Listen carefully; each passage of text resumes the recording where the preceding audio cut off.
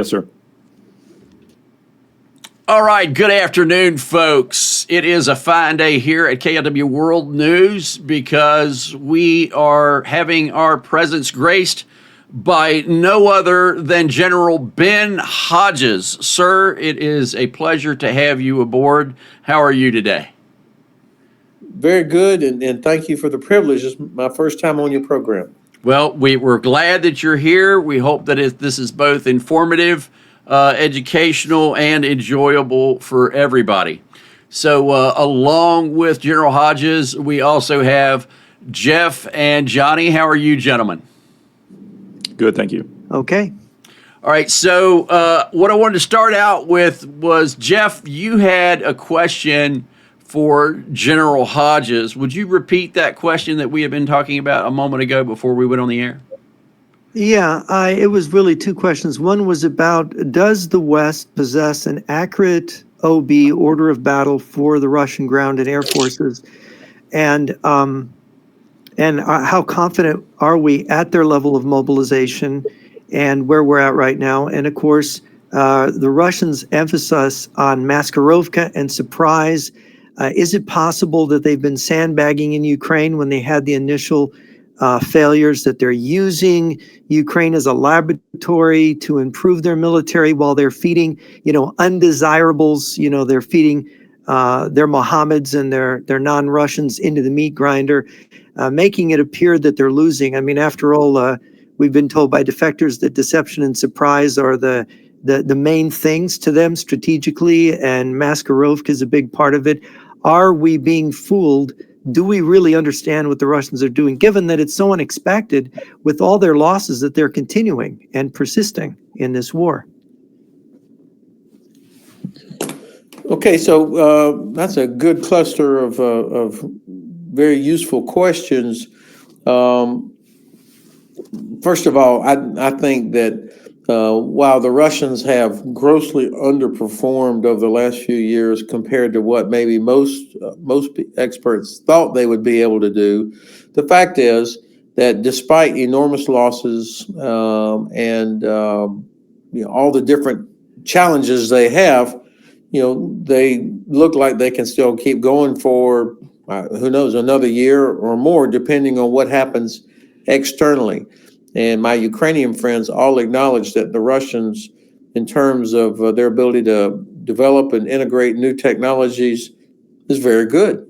So they're not to be dismissed. But let's take a look at some things of maybe some of their vulnerabilities. The one thing that was one of the things that was a great strength of Russia through the centuries, back during the time of the Tsars, then Stalin, and even now, was its vastness, how big Russia is. And it could just swallow up or absorb invading armies, as it has done in its history. But now that looks to be a vulnerability, and the Ukrainians have figured this out because of Russia's oil and gas infrastructure. But the country is so large that they cannot defend or protect all of that oil and gas infrastructure. And the Ukrainians have developed long-range precision strike capability that can hit critical nodes of the oil and gas infrastructure that are 1,000, 1,500 kilometers away. This is a significant problem for the Russians. And if this goes, if the Ukrainians are able to keep hammering that infrastructure, I don't know how much longer they can the Russians can export enough oil and gas to China and India and Turkey and others to pay for the war. So I'm not a Russian economic expert, but I hear enough people talking about it that it gives me some hope that this is a vulnerability that Ukrainians are hitting. Now, the reason I bring that up is because of what you asked, Jeff. Is there deception going on? Do they really have an elite force that's on the other side of the Urals that's waiting to come into the fight when the time is right, and everything else is just being used to attrit the Ukrainians? I don't think so. I don't think that exists. I mean, there's so many examples of where they have had to pull tanks out of museums and out of stores that are about my age. And it just doesn't, I don't think that there is this whole secret other thing out there.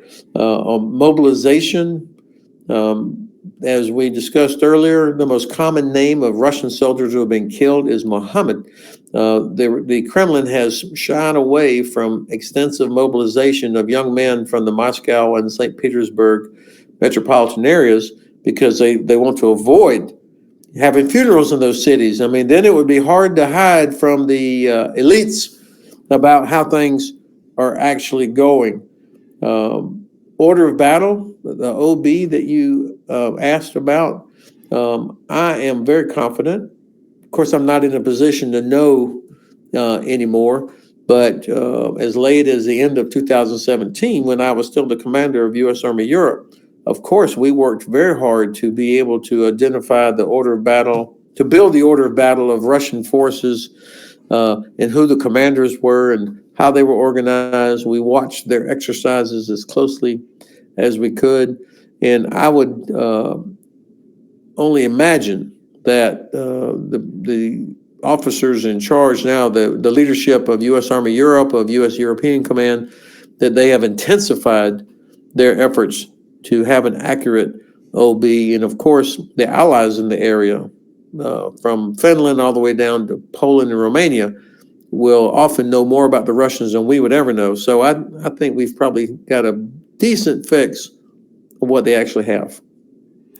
And a follow-up, just one follow-up on this fixing what they have. You saw these OBs in late 2017. You were watching the capabilities of the Russians.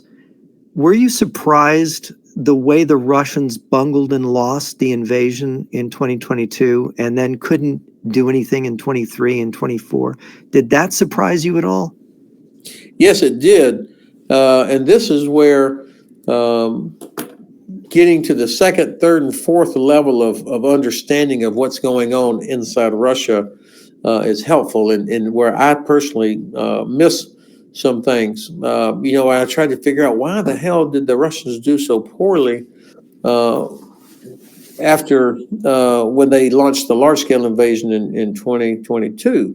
And because I had been watching all the stuff they did in Syria, in Chechnya, in Georgia, and then, of course, Ukraine when they invaded in 2014. What I missed was that it actually was a very, very small part of the Russian military that was involved in that, because up until now, it was illegal for conscripts to be used outside of Russia. And so it was only a very small part of the Russian professional force that was involved in all of their operations. So you didn't have a high level of actual experience. And if you don't have and fighting against rebels in Syria is a completely different story than fighting against the Ukrainians, particularly when you're talking about air defense. And then if you don't have real combat experience, operational experience for your Army, your Navy, and your Air Force, then you have to replicate that in exercises that are very demanding, where you train to the point of failure, and you do that. And fortunately for us and for the Ukrainians, in the Russian system, that doesn't happen. If you want to get promoted, you make no mistakes. And if you want to make no mistakes, you certainly would not conduct a gigantic exercise like we do at the National Training Center at Fort Irwin, or 29 Palms, or JRTC at Fort Polk, where you get killed by the OPFOR over and over and over until you finally get it right. And then the third thing that I missed was the corruption.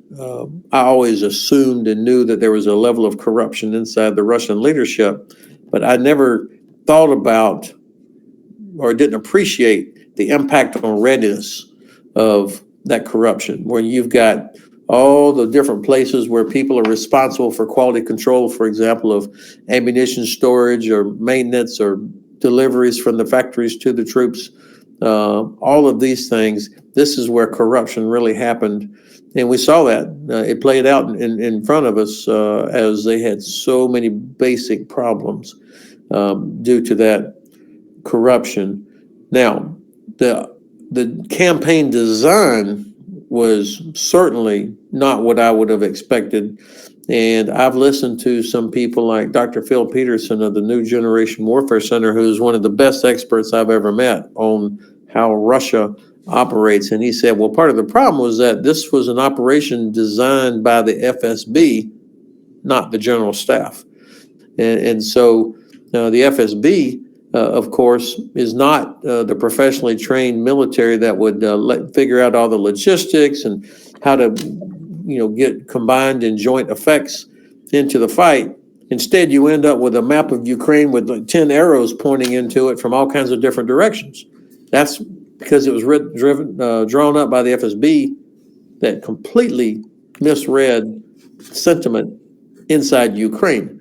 I think we'd have had it might have been much worse for Ukraine if this had been a traditional Russian general staff planned and organized operation.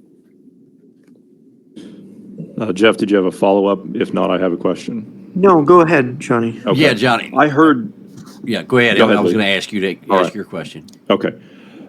I heard you more than a year ago, sir. You said that you were going to be watching Belarus. And when you said that, I had immediately started looking into what the Belarusians were doing. And given the amount of buildups that we've been seeing inside Belarusia, and this, in my personal opinion, I don't know if you agree, it's entirely up to you, but the current administration's position on smoothing over relations with the Belarusians, which I think is ridiculous in terms of what we're actually seeing.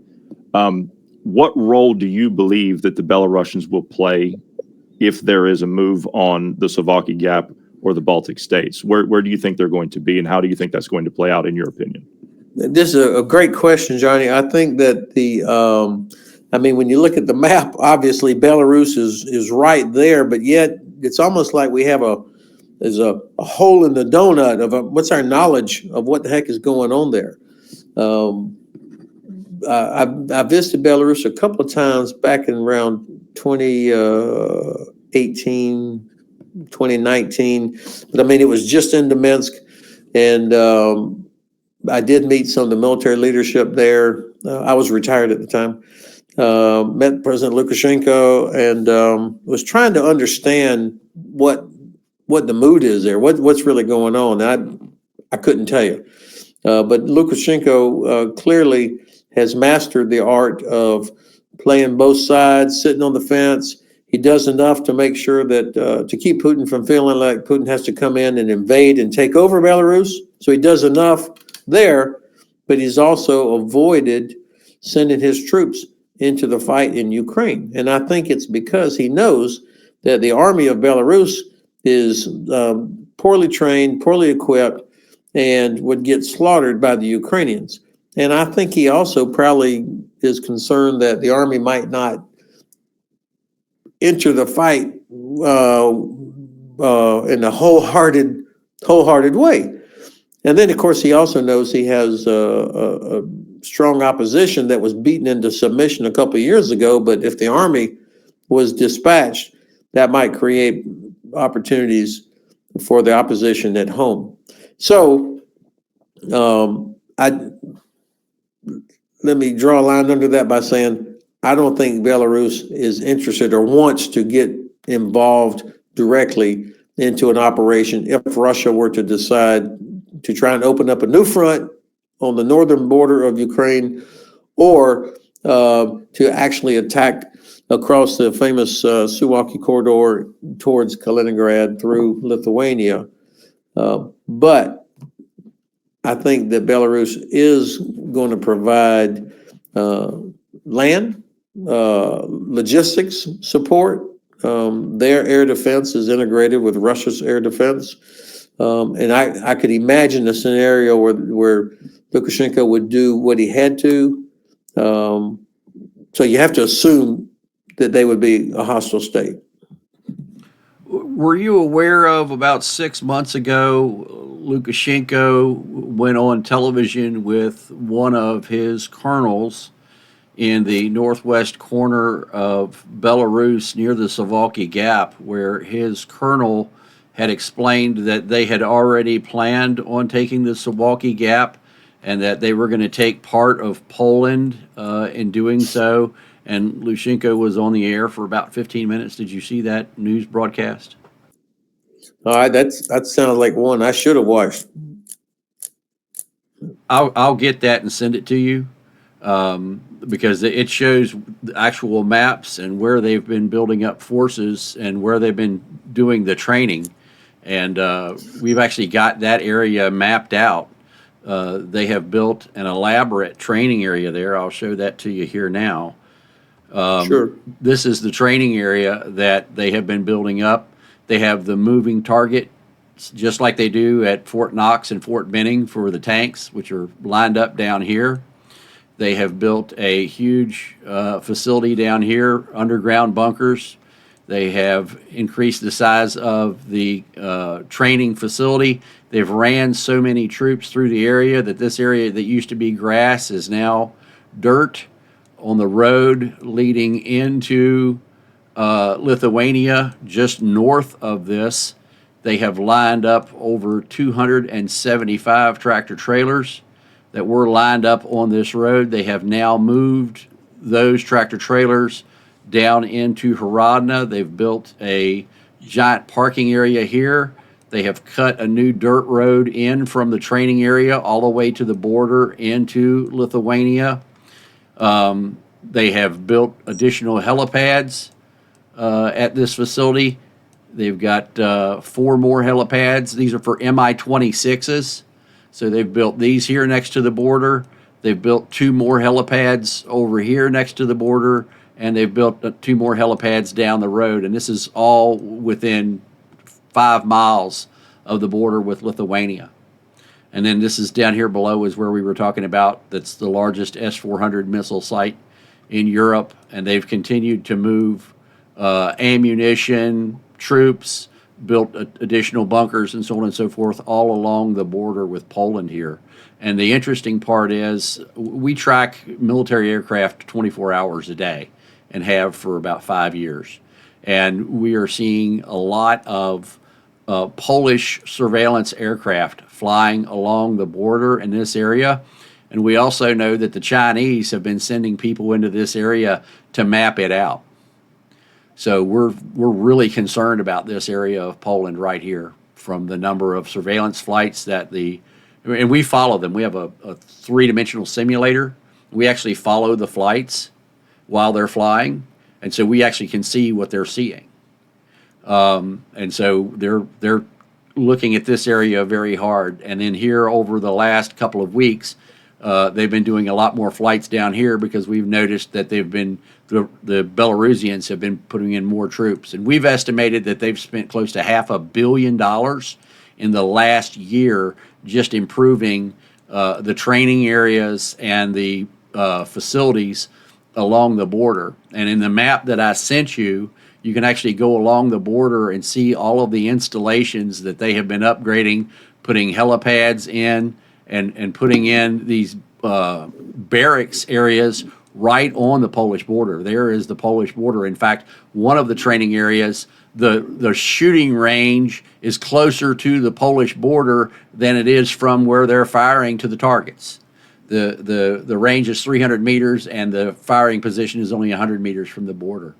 So that has us really concerned to see this massive buildup along the border here. And then when you come over here to places like the Lida airfield, if you go to the north end of the airfield, they've put in more missile sites, and then the facility is stacked up with Su-27 ground attack aircraft. And this is all new here, that the airfield's stacked up like this. And we're continuing to see airfields being stacked up in Western Russia and Western Belarus. One of the big concerns we have as far as aircraft being stacked up is here in Western Russia at this airfield here. They've moved in over 70 attack aircraft. And so you can see all of these aircraft here stacked up, and then all along the tarmac here, they're stacked up like cordwood. So, and this is all new. And when people say, well, the Russians don't have any aircraft, well, there's 40 right here. So, but all of this is being moved to Western Russia. I mean, literally within 15 minutes flight time of the border. And this is just northeast of St. Petersburg, and they've been flying a lot of stuff there. So that's the concern that we have. And we want to know your thoughts on that. Okay, so three or four things come to mind. First of all, if you and your crack team know about all that, then certainly I would expect that U.S. European Command, NATO, the various national headquarters are seeing that. I mean, the Poles are not confused about the threat. The Baltics are not confused about the threat. So they would be aware of that. And I would imagine that what they're doing there is paying close attention. I don't want to be dismissive of it, but I would not be. I would be stunned if our guys did not have a good fix on that. Now, Jeff brought up a good point earlier about deception. I would be very skeptical of any map that was shown on TV as if it was the real deal, with Lukashenko and one of his officers talking about it as if, hey, here's the plan, here's what we're going to do. I mean, that would be a classic act of deception to get us all looking in one direction or thinking that this is how they might do something. And Lukashenko might not be a professional military guy, but he is a cagey old survivor. And I think I'd be skeptical about that map. Now, those aircraft that you just showed lined up there, the United States Air Force could not line up aircraft that perfectly on a tarmac. I mean, it's just, that was a little too perfect. So I would be thinking about decoys, how many of those aircraft were actual aircraft versus decoys. I mean, what's out there that to expose all your aircraft. And by the way, there's nothing that stops Ukrainians from going into Belarus and blowing shit up. So I think I'm only skeptical because it looks a little too obvious, which would be something to draw our attention, to get people nervous about what the Russians might be doing, maybe even to feed the narrative that they really do have all this extra stuff and that we're whistling past the cemetery, that they're on their last legs or that they're in trouble. So these are all important parts and pieces of a bigger puzzle. What we don't have here, of course, is the signals intelligence. And SIGINT is typically, one of the critical ingredients when you're trying to develop an understanding and appreciation for what the other side is doing.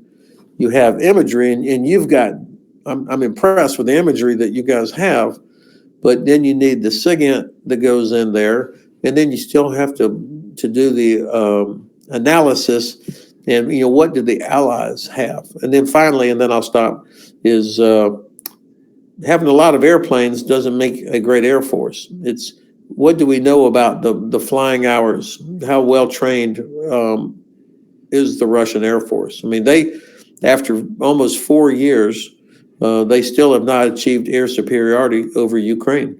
They have not been able to interdict any of the trains bringing or convoys bringing equipment and ammunition from Poland into Ukraine. They haven't been able to do it, which is an incredible failure for any Air Force, especially one that has so many aircraft and such technological advantages. So that would be, if I was the commander and just taking this briefing, I would be thinking, all right, well, tell me about the readiness of their forces. What do we think they can actually accomplish?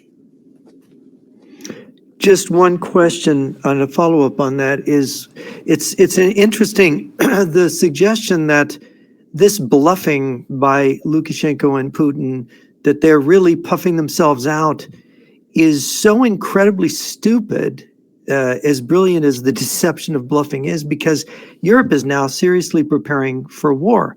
The Germans are getting ready to turn their industry over. Volkswagen is making tanks.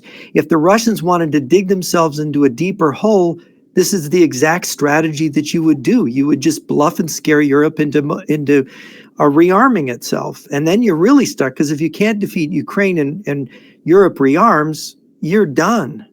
right? They're doing themselves in. Is that your view of them? Well, I think that I try not to think about Russia through American eyes. I mean, to make assumptions about what they're doing compared to how we might do something is a mistake that I've made before. So I try to step back from it and think, okay, they don't care about casualties, so it's as long as they don't come from Moscow or St. Petersburg. They clearly have adopted a sort of a two-pronged strategy, with one prong being continue to try to destroy the parts of Ukraine that they cannot conquer. And that's about 80% of Ukraine that Russia is not able to actually take. And I don't think that's going to change significantly over the next many months. But, do what they can to attack civilian targets, attack the infrastructure, to cause as much damage as they can, in hopes that we finally quit. Because that really, in my view, is Russia's only hope, is that we quit, because Ukraine's not going to quit, but they hope that we quit and stop providing Ukraine with any support, stop doing sanctions or anything against Russia.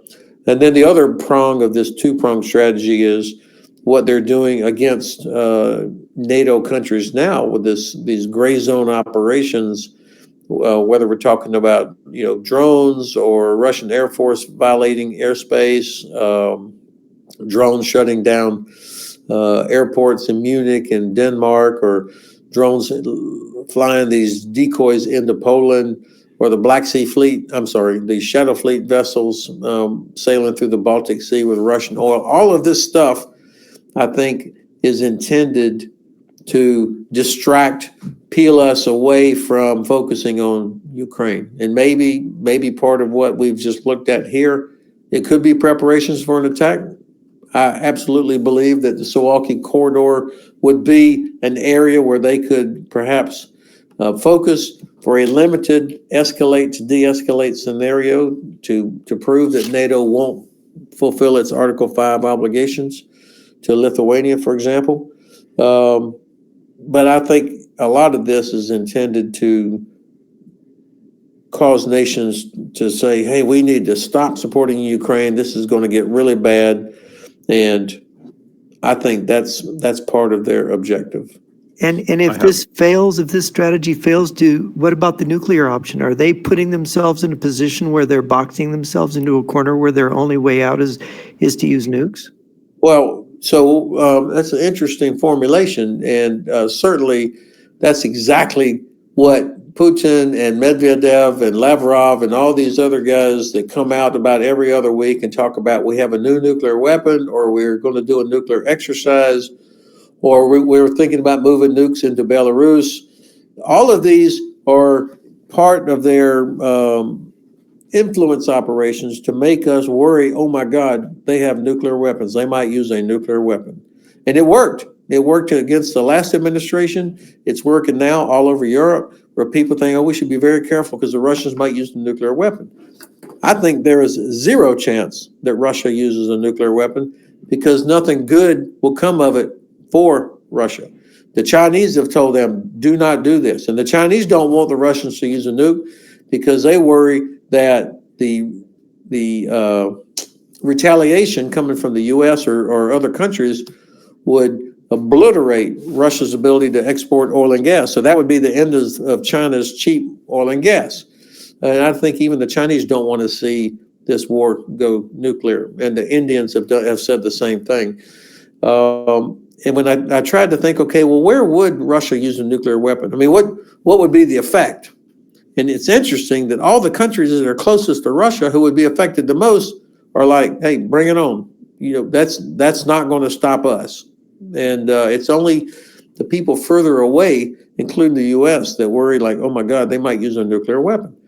And there's no place on the battlefield, like if they detonate one or two tactical nuclear weapons, that it would change anything at the operational level on the battlefield. The Russians do not have the capability that they had during the Cold War, where you had formations, regiments that were properly trained and equipped to operate in a contaminated environment. They could exploit the massive hole that would have been created by, or gap that would have been created by using tactical nuclear weapons, as they had planned to do against us in the Cold War.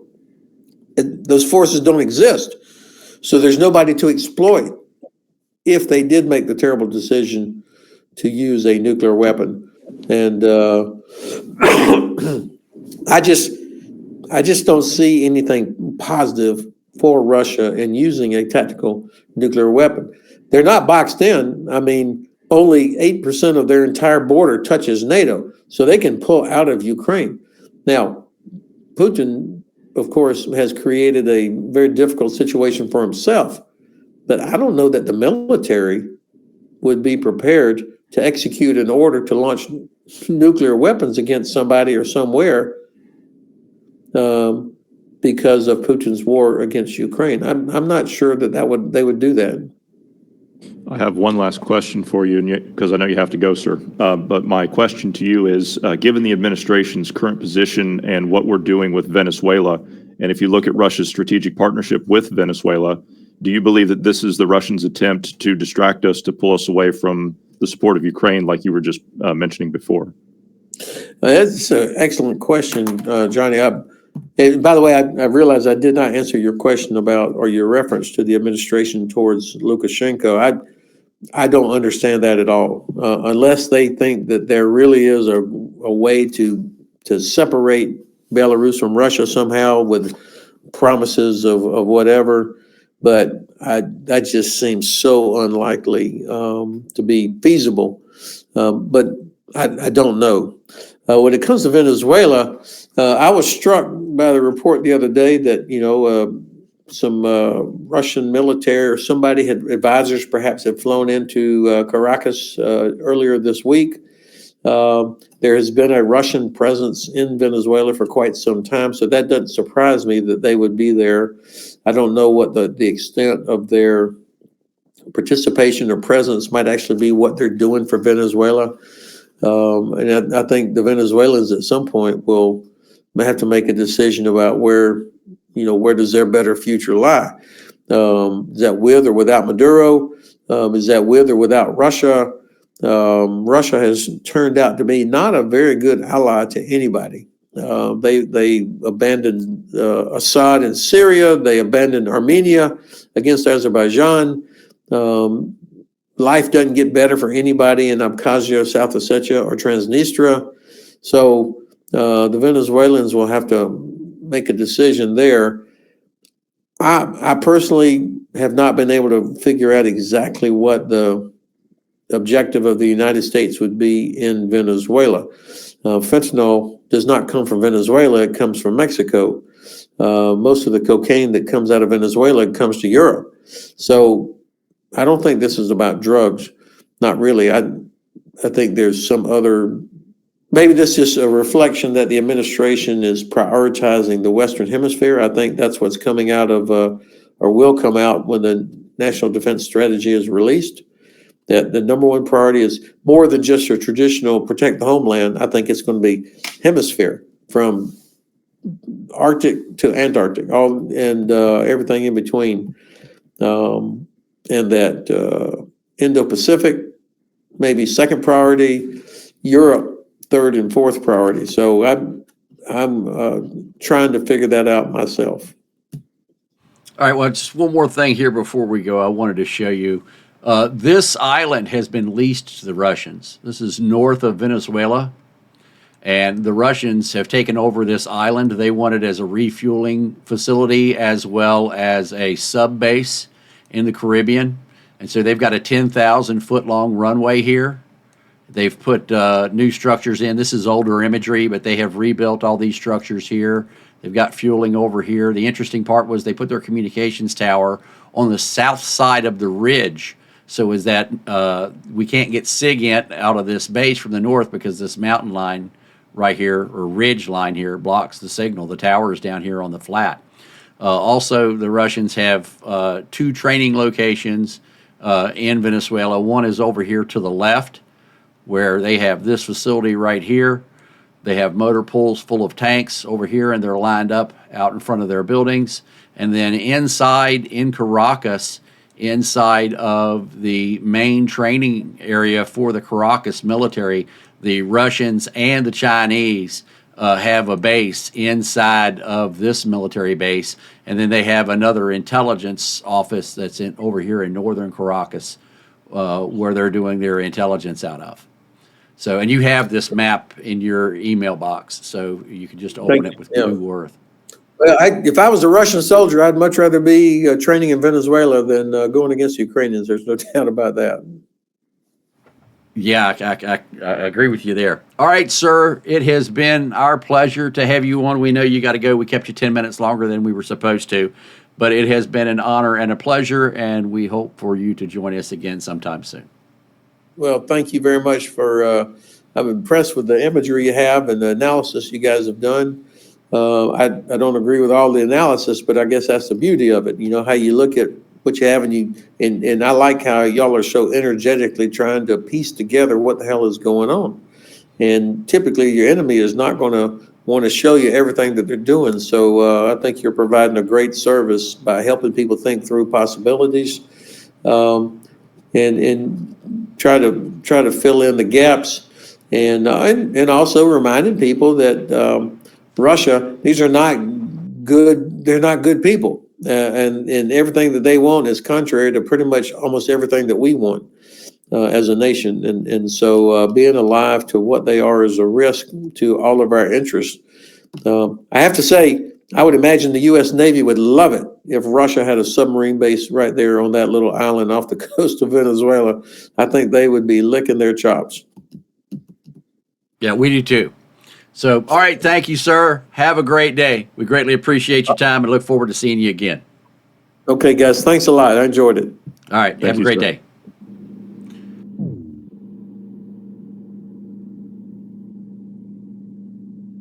Wrong button. Sorry about that. That was no other than the one and only General Ben Hodges, one of the few people that we think actually knows what's going on in Europe, or at least one of the most highly knowledgeable people, as being the former Supreme Allied Commander in Europe and a 4-star general. We have walked on some of the same hallways and been in some of the same places at the same time. Back in January of 2015, he was in Kyiv while I was in Donetsk. He was there meeting with the leadership of Ukraine, and I was there training special operations forces from Dnepro 1. So we've been in a lot of the same places and, dealt with a lot of the same issues. So, Jeff, looks like you've got a question for me here, buddy. Well, no, I find it fascinating. I kind of expected these answers. The idea that the Russians really got into a bad position. John Mosier, who I've corresponded with, the historian, maybe one of the sharper military historians living today. I think he's still alive. He's in his 80s now. I started corresponding with him at the beginning of the Ukraine war, and he really predicted the Russian defeat, when everybody really kind of thought Russia would defeat Ukraine, at least by now. Would be over faster. It wouldn't really take that long. He realized that the Russians were going to have a disaster. They were going to trip over their own feet. They were going to have this problem. And so I was fascinated learning from him, because I have such great respect for him. And what we heard from General Hodges is he kind of learned many of the same things that John Mosier was preaching about the Russian military before we actually saw it unfold. And that what General Hodges is suggesting is that, well, he was surprised at the Russian failures, the corruption of the Russian military, their inadequate training, their inadequate personnel, their leadership deficits. There's the fact that the FSB planned the invasion instead of the general staff. All of these failures mounted to create this massive fumble, this massive bungling, and their only way out now is what General Hodges thinks is the bluff, the big bluff. Split NATO, use all these political instruments, deceive. And my point to him was, Are they really that stupid? I mean, you quit when you're ahead. Now what they're doing is they're really digging their own grave because Germany's really going to militarize. All these countries are putting more into their military budgets. Russia's going from weak to weaker, if this is true. Why are they continuing to mobilize? Is this a Maskarovka? Is this a bluff as he thinks? Or is there some disconnect here that we've missed something? And of course, this goes to what you do, Ali, is you're looking at this tremendous investment. Despite failure, infrastructure investment, we found intermediate, tubes for intermediate range ballistic missiles in Venezuela, while the Russians are promising they're going to send them to Venezuela and Nicaragua, while military news on YouTube is saying they've already sent nuclear warheads to Venezuela. And everybody's shaking their head. No, they're bluffing. It's like, are we being played the little boy who cried wolf to where the Russians, it's just crying wolf. The Russians are just bluffing. Anybody who says they're coming is crying wolf. But then they aren't. They really are mobilizing. They will use nukes. We've misunderstood the situation strategically. That's my concern. Well, my concern is that I don't think everybody sees everything that we see. I think that the map that we have is overwhelming. We didn't even get a chance to show the general the facility in Kaliningrad where the airport is, and I'll move to it here so everybody can see it. This is the airfield that they said that they were going to close. And then rather than close it, they ripped up the tarmac, ripped up the runway, and built another runway that's now over 10,000 feet long. After they did that, they built a brand new, huge fuel facility. Then what did they do? They have a dead-end railroad line that runs up to a huge fuel reservoir already in Kaliningrad with the tank trains lined up. And then in addition to that, they've now built a truck manufacturing facility that has how many trucks, Johnny? 586 that I can count, not including what's under the building right there, yeah. Right, so there's 586 trucks sitting right here in Kaliningrad. Now, if you were going to sell those trucks, they wouldn't be sitting on the parking lot here, would they? That looks like stockpiling of trucks to me. They're making them and keeping them. That's enough trucks to supply more than 2 divisions. Yes. And you can see where they're expanding the facility. They've graded right down everything to the right. Yeah, they've graded all that down. And they're going to be adding more. And if there's more trucks underneath that roof, right? You're tripling it. You've got the supply, the nub of the supply, trucking supply for a field army. So then, these are the things that concern us, and they don't have a rail line to load these things out on. There's a rail line here, but they haven't put in a railhead to haul them away. And they're doing it down here at the end of this dead-end road next to this secure fuel facility that only feeds this airfield here. I mean, there's just so many things. And then, like we showed the general before we went on the air, here at their NORAD, they have now stretched an anti-drone net over top of their main facility. And they've put triple fence around the facility. It had a double fence before, it's a triple fence now. So, if they're not planning on being in combat, why are they putting a drone fence over top of a building in western Kaliningrad? The Ukrainians are not going to fire at that. Yeah, it can't be cheap, can it? No, and I'd also like to point out, if you zoom back in on that facility, I'd also like to point out, if you go down, you look on all 4 corners of it, you can see where they've cut trenches. No, not there, on the outside of the fence.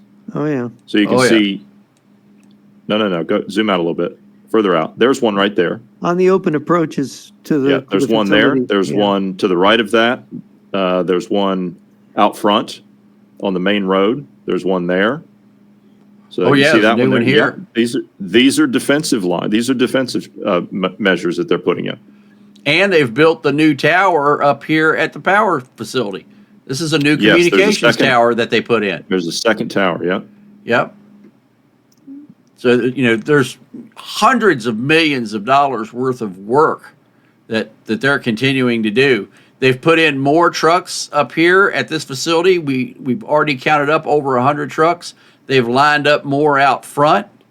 They've got another fuel truck out here. They've got 3 fuel trucks here now, as opposed to the 1 that they had. They've built up the facility down here, the nuclear facility. It's done now. So the nuclear storage facility is done. The facility that puts the nuclear warheads on to the missiles, which is up here, they've now put 4 fences around the outside of it. First gate, second gate, third gate, fourth gate. They're still building the 3rd fence here. This is the facility where they build the nuclear weapons and put the warheads on. This has been proven by multiple sources. This is a massive upgrade of this facility. So, then there's dozens of places like this we've looked at in Western Russia and Belarus, which means that if they're supposedly pouring all their resources, shoulder to the wheel to defeat Ukraine, this looks like a massive expenditure of resources, nothing to do with defeating Ukraine, at least not directly. Right. It's not in Ukraine, and it's not in Russia, and it's not in Belarus. This is in Kaliningrad. Yeah. And way to the west. Right. And the western side of Kaliningrad. And, I've started counting up missiles in Kaliningrad as far as S-400s, S-500s. We're approaching close to 1,000 missiles in Kaliningrad. And then all of the training areas down here, the new drone runways along the border, all of these new facilities that they're building here along the border, and then the fact that the Poles are doing surveillance flights and imagery flights to map out all of these routes coming in from Kaliningrad, and they did it on a Saturday. So and this begs the question of bluffing, a bluff that consists of such hard investment in facility to support a push into Western Europe. These measures are not bluffs.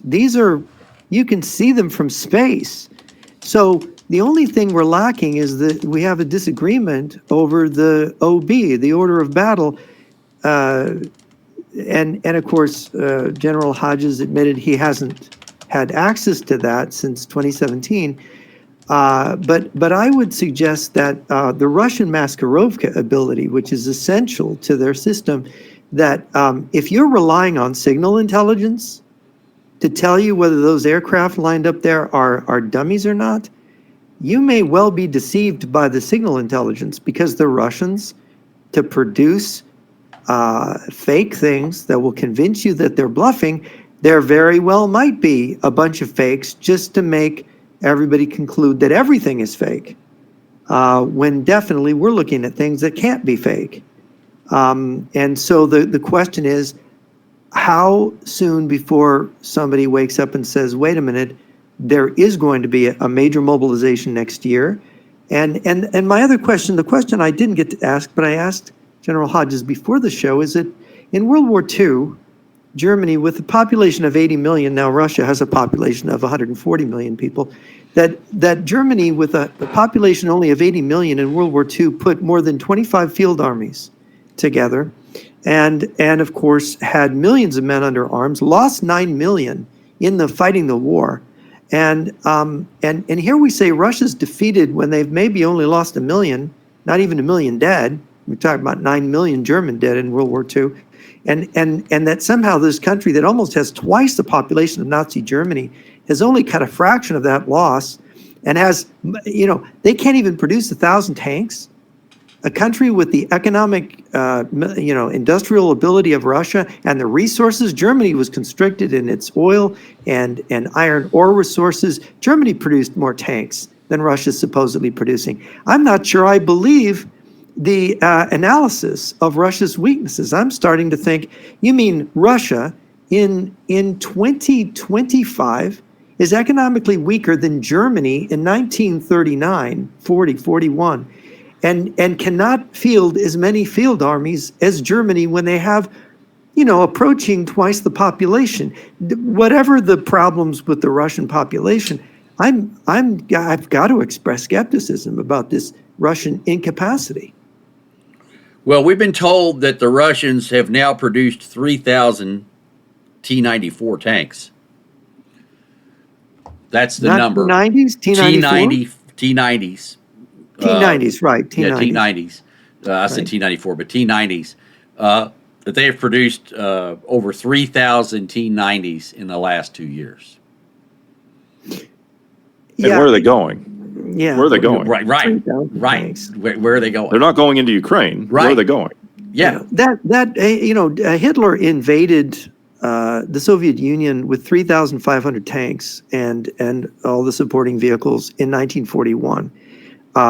Is this T-90 combined with, and of course, General Hodges makes the point the Russians aren't protecting their forces against radiation weapons. One of my questions for him is, what if the Russians have perfected the miniaturization of the fuel air bomb warhead, which I was told was tested in Chechnya, preliminary versions in 2000, tested on Chechen military positions. This is a fuel air, a vacuum bomb, basically, that has the explosive capacity of a tactical nuclear weapon without the radiation. Is that what's in the warheads of the Ixanders pointed at Poland and the Baltic states? Are we going to be showered with a kind of a weapon, a battlefield weapon that can sweep away Western defensive positions without the radiation? Is that why they don't need to put, it's a question. Technological surprise is a real thing in warfare, and they won't use it, they won't play this card on the Ukrainians because they have to hold it in reserve to use against NATO, because their ultimate plan is to hit all of Europe. Is that what the explanation is? Well, I think the Oresnik is the fact that the nuclear warheads that were made for the Oresnik are not usable anymore. You have a life expectancy of a nuclear warhead. That's 10 to 15 years at best. At 15 years of age, that nuclear warhead's not going to give you the yield that it once could. Because the same goes for the American arsenal. We haven't tested a warhead since September 1992. The administration said yesterday we're going to resume those immediately. Yeah. Let's hope so. Yeah, I know the Putin reacted and said, "Oh, we'll have measures too," but I think they've been conducting their nuclear tests in North Korea, to be honest. I would actually, since you brought that up really quickly, just so, because I don't want to miss the point. Yesterday, it was announced that the South Koreans are now going to acquire nuclear submarines. Let's talk about that for a minute, because you and I were talking about that last night, Jeff, after we'd finished. And I immediately thought, okay, well, if the South Koreans are going to get them and we're going to assist with it, the Japanese are going to want them too. Well, Japan is a major problem for Russia and China, because Japan, I believe, has a greater industrial and technological base than either Russia or China. And if you add, if Japan militarizes, it's like Germany, Japan. It's like Germany, France, Britain, Spain, Italy, all militarizing, because the Japanese have this ability to create very interesting weapons. And look at their cars, their automobile. I drive a Japanese SUV, and it's 17 years old, and I've only had to replace the starter in it. So they can do some amazing things. They can build a car, They can, and I think they can build weapons real well. I really think they can. That's what the Germans and the Japanese have in common. They can build cars and they can build weapons, and they are damn good. Yeah. It's a problem for the Russians, because if Japan now is frightened enough to rearm, and I know there's been a huge, they've got their MacArthur Constitution, their pacifist constitution. I think they're on the point of brushing that aside. And the Russians and Chinese can't have it, because if that happens, they really are checkmated. Well, I think that things are building up. I still think somebody asked in the chat if they still think that the Russians will do something before Christmas. I don't see why they wouldn't. I also meant to mention, and I did email to General Hodges, the fact that the Russians are now doing an annual recruitment. So they're calling up the draft all year long rather than just in the spring and in the fall. So I think that's a major deal. And I think Yeah. go ahead. Yeah, he expressed skepticism that, they weren't going to call up the boys from Leningrad and St. Petersburg. I mean, Leningrad and, St. Petersburg and Moscow. And It'll be Leningrad again soon. Yeah, it'll be Leningrad again soon. But I think it's every evidence that they're serious about it. Removing certain skilled labor from the draft list, all the preparations that we've seen, and the fact that China's economy, it can't be an accident that when Russia goes to war, it loses all these imports from Europe, and yet China's ready to step in and make the plane parts, produce the cars, produce all the things to fill in the Russian economy. I mean, you look at Russian economists. I saw this one Russian lady economist say, the Chinese are carrying us. Well, why are the Chinese carrying them? The Chinese are literally going broke, and they are pouring all their production to support Russia's economy so Russia's economy can continue operating, so they can go over to a full war economy and their population can still have cars and they can get the spare parts to replace what Europe makes. I mean, this had to be planned, right? I mean, you can't just suddenly turn on a dime and fix Russia's economy unless you prepared for this. It looks prepared to me. I hate to say it, maybe I'm mistaken, but there's a lot of things here that trouble me. And I have the Chinese defector, Mr. Wang of Luda Media. I've had numerous interviews with him, and he said, and this, I didn't believe him at first, but now I'm starting to wonder. He said they intended to fail their assault in Ukraine. They planned on a 5-year war in Ukraine, behind which it's a screen for mobilizing. I mean, General Hodges says, I just don't believe it. I mean, I just don't believe it either, except we're seeing things that don't make sense being done by Russia and China, massive sacrifices. Are they really bluffing? I'm not so sure anymore. Well, after seeing, what they're doing as far as building their giant underground Pentagon in China, and then when you talk about, the fact that they have this underground facility here, which is their Cheyenne Mountain. I mean, they put a drone screen all over the outside of this building. If you weren't expecting someone to attack this facility in Kaliningrad, and again, Kaliningrad has not been part of this conflict, why would Ukraine attack Kaliningrad? Why would they attack this building? What is the significance of this building in Kaliningrad? And they couldn't attack it without violating Poland and Lithuania's borders. That was my point exactly. That was my next point. They would have to fly across Poland or Belarus and Lithuania. So the only way they can hit that is to fly across Poland or to fly across Belarus and Lithuania. That's the only way that they can do that. So they're not going to fly armed drones. No, it's not. It's not. That's not the only way they can do it. No. How else can they do it? Think about what they did to the Russian airfield when they hit those bombers. They had people on the inside in the trucks with the containers. Right. Well, they could do it from the sea. They could do it from the Baltic if they had some kind of container ship that they could launch them from. Yeah. Right. Yeah. This is They'd true have to have too. people on the inside. But yeah. But the question is Kaliningrad has not been involved in this war. Why does Kaliningrad? It's not a threat to Ukraine. Kaliningrad, right. Certainly. Kaliningrad is not a threat to Ukraine. Why does Kaliningrad put this net over top of their building if they're not involved in the conflict?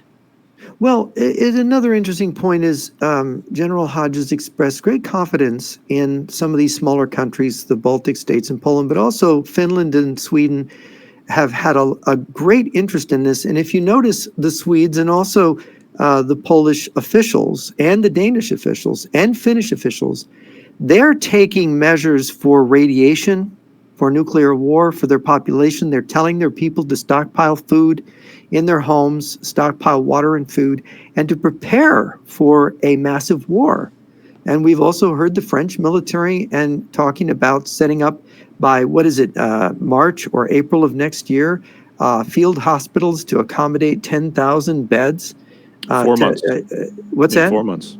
4 months from now is when they're to be ready. Be ready. I mean, France is basically, you've got all this signaling from France and Germany as well as the Scandinavian countries saying, look, there's really a big chance for war in Europe. So what are they seeing in their intelligence that is making them so concerned that they're, where Europe was not getting seriously ready before, you suddenly, I mean, you were telling me, Johnny, about the car manufacturers in Germany getting together and saying, don't lay off your people. We're going to be making military vehicles. We're going to need all your employees. Don't lay off anybody. Car sales are down, but don't give up. We'll finance it, right? Were we supposed to talk about that yet? Oh, we're not. I guess we just did. Oh, I'm sorry. I didn't know it was a secret. Well, yeah, it's all right. You can cut it out, right? No, we're live. Yeah, we're live. Crap. Oh, no, I didn't know, Johnny. Well, Lee, don't worry about it. It's okay. It's out now. I'm not saying a word. Yeah, they're prepping. But this is, I mean, we had talked about this before. I mean, Poland has done something similar, not to a car manufacturing standpoint, but they're doing a quiet mobilization in Poland. They're doing the same thing in Finland. The Finns, I mean, they're upgrading their infrastructure, their underground infrastructure for their population. Mm-hmm. The Baltic states are doing, they're actually drawing up plans right now. I told both of you about 2 or 3 weeks ago, they're drawing up plans right now to evacuate large portions of their population in case of a Russian, border incursion. So they're making preparations to do this now, along with the other things that you mentioned. They're telling people here to stock up on food and water. We're up to 3 weeks or 30 days in some parts of Europe, not all of it, but nobody's being told why. Or if they are told something, they're told climate change. Climate change. It's ridiculous. But no, these things, I mean, these steps are going to have to be taken. I mean, there's there are companies here that are being put together now to make drones for NATO's eastern flank. They're not putting those companies out at the forefront like that to make these things, to develop these things, because they're not needed. You just don't do that. The same thing with the making of military vehicles. Volkswagen has begun retooling. They're making tanks. They've been doing that for a few months now. It was going to take them some time to get that assembly line rolling, but nonetheless, it's being done. And I mean, given what we're seeing on the other side of that border, we need those vehicles, and we need them now. We don't need them next year. We need them now. Well, see, there's the question: if General Hodges is right, Europe is mobilizing and Russia is bluffing about mobilizing, and that means that Russia's just digging itself in a deeper hole. Why wouldn't they just rush to the peace table, get the best deal they can while we believe they're mobilizing, and therefore forestall these changes in Europe? But they're not doing that. They're just digging themselves. I just don't believe they're that stupid. Maybe they are, but knowing their history of deception, it's not their playbook. Well, when you look at the videos that have came out of Russia from Russian troops on the front lines who are saying, we're going all the way to the Reichstag. We're going to take Germany. We're going to take Poland. We're going to take the Baltics. That is what is believed through and through and through of the Russian troops on the front line. That is their internal belief. The supreme commander of Russian forces has already said he's going to take the Baltic. Lavrov has said publicly, we're sending little green men into the Baltics. And they have. They've already started with sabotage in Germany, sabotage in Poland, sabotage in some of the Baltic states. People have already been caught. We're already seeing Spetsnaz on the border inside of Lithuania, inside of Poland.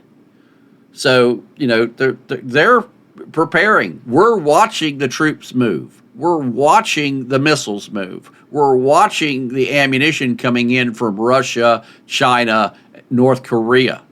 We're watching the aircraft being flown in.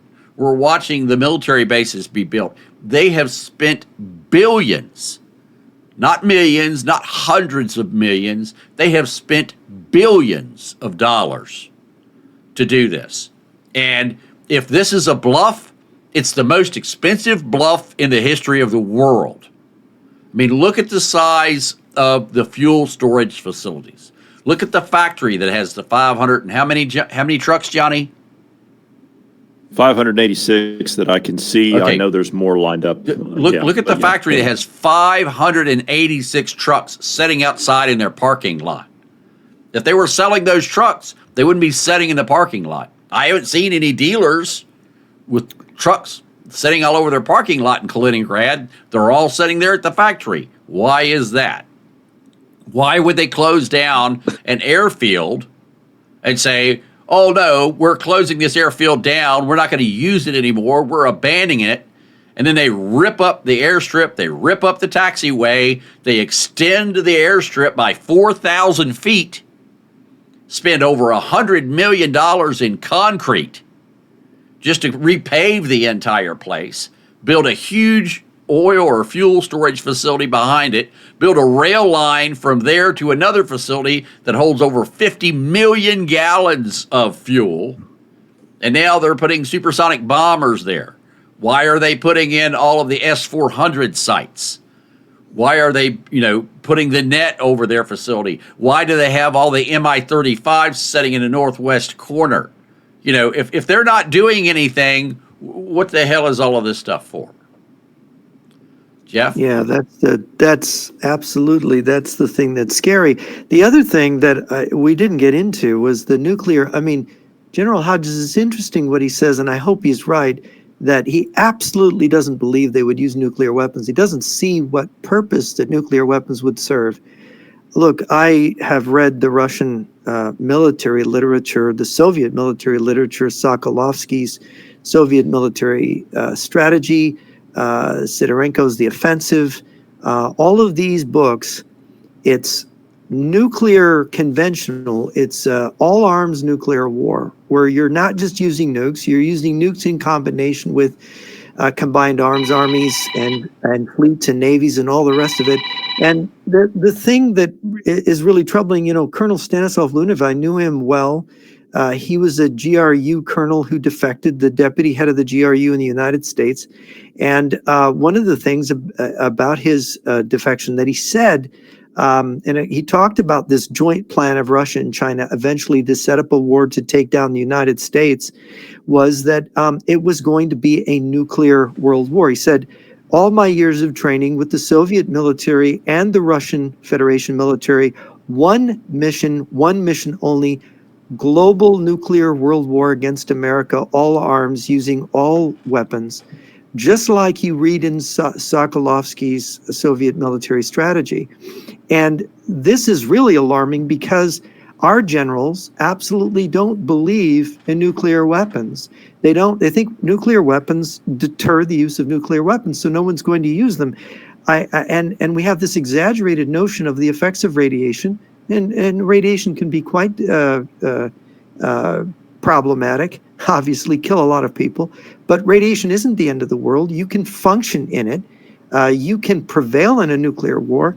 And this was one of the things that, I'm a student of James Dunnigan and Simon Redmondson, who did the all-arms nuclear war game in the early 1980s for the United States, and almost pulled out of the project because the American admirals wouldn't admit that nuclear weapons could be used on aircraft carriers.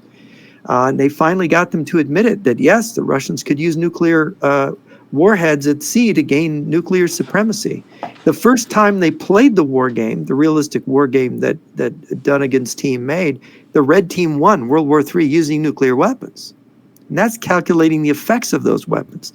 So the Russians, their thinking is very realistic. So what if we kill 1 billion people and we turn a lot of the world into rubble? It will be our world. We will own it when the dust settles. It's a different mentality than we imagine. The Russians think they own the world as it is. You know, they think they're the superior race. The Germans were trying to create a superior race. The Russians think they are the superior race.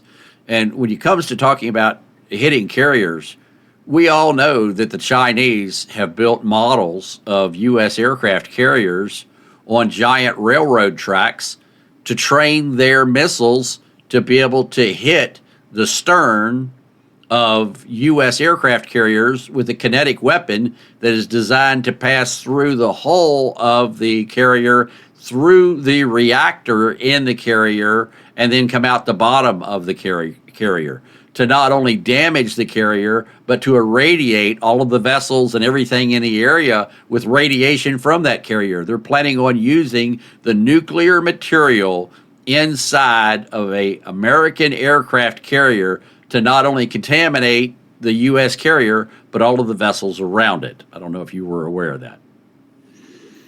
I was aware of the hypersonic missile threat to carriers. I didn't realize they were aiming at the reactors. I mean, you look at when people say, "Oh, that's too incredible," they wouldn't want to irradiate the ocean.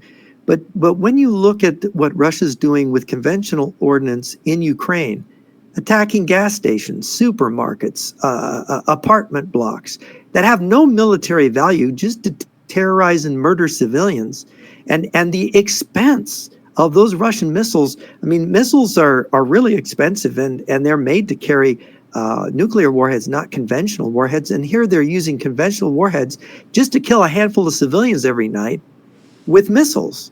And they're doing it just to create this terror, just to kill innocent people. And it's so senseless. It's like Hitler using the V1 and V2s on London. It didn't contribute to winning the war. But it sort of is an announcement, we will rape, kill, murder, use any weapon to just kill the least person.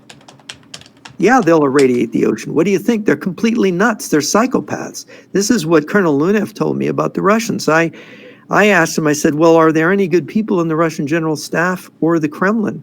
And he looked at me like I was stupid. And he said, these aren't normal people. These are crazy persons.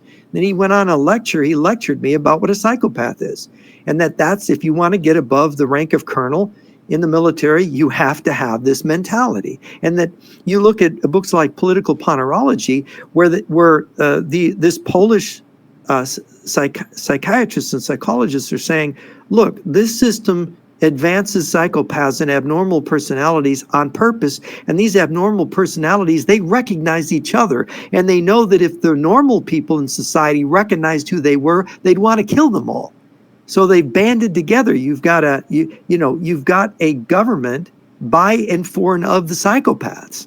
And you look at this war in Ukraine, and it's like kidnapping 20,000 children and brainwashing them and to try to send them back in the front line as cannon fodder. I mean, how evil is that?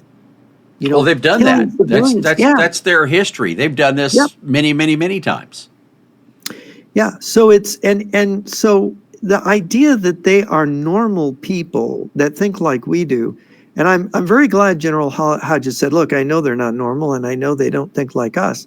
I think we have to think out of the box. Look, one of our great heroes, military heroes, who predicted Pearl Harbor, Billy Mitchell, he was put on trial, by the way. General MacArthur was, I believe, the head of that court-martial of Billy Mitchell. And Billy Mitchell was basically court-martialed right out of the United States Army Air Force. And what did he do? In 1925, he predicted that the next war would begin with an air and submarine attack on Pearl Harbor at about, what did he say? It was going to happen at 7:30 a.m. in the morning. Now, here, 16 years before the event, he was 20 minutes off on his prediction of the timing. Yeah. But he exactly predicted the attack. And he also predicted even closer the attack on the Philippines that would simultaneously happen. And basically, he was rehabilitated after the war. But you realize the entire U.S. military establishment didn't listen to him and booted him out. Though the guy was right. And not only did they not listen to him, they court-martialed him. Yep. Same thing would happen to any of us, you know that? It would. Well, I mean, we Up could on be wrong, you know, I mean, but Could be, you yeah. know, it's the experts are, you know, one of my favorite little books, Who Knows? And it's today's experts are tomorrow's assholes, you know, and it's like, and any of us could be wrong. But it's happened over and over again that there's this groupthink that takes hold, and a sort of a comfortable second reality, a false reality, forms our picture of the world, and we fool ourselves because we don't want to think worst case. And that's the thing about what we're doing, is we're trying to, you know, ask questions and put up a different set of analysis that maybe the mainstream leadership of NATO and the U.S. military are missing. What you've got up here on screen, this is Poseidon. This is Russia's new nuclear torpedo that they successfully tested supposedly 2 days ago. It was launched from the test, of course, it's to be launched from an underwater drone from the world's, this is the underwater drone, sorry, launched from the world's largest sub. 65-foot doomsday nuke torpedo, remotely guided to coastal target at 115 miles per hour.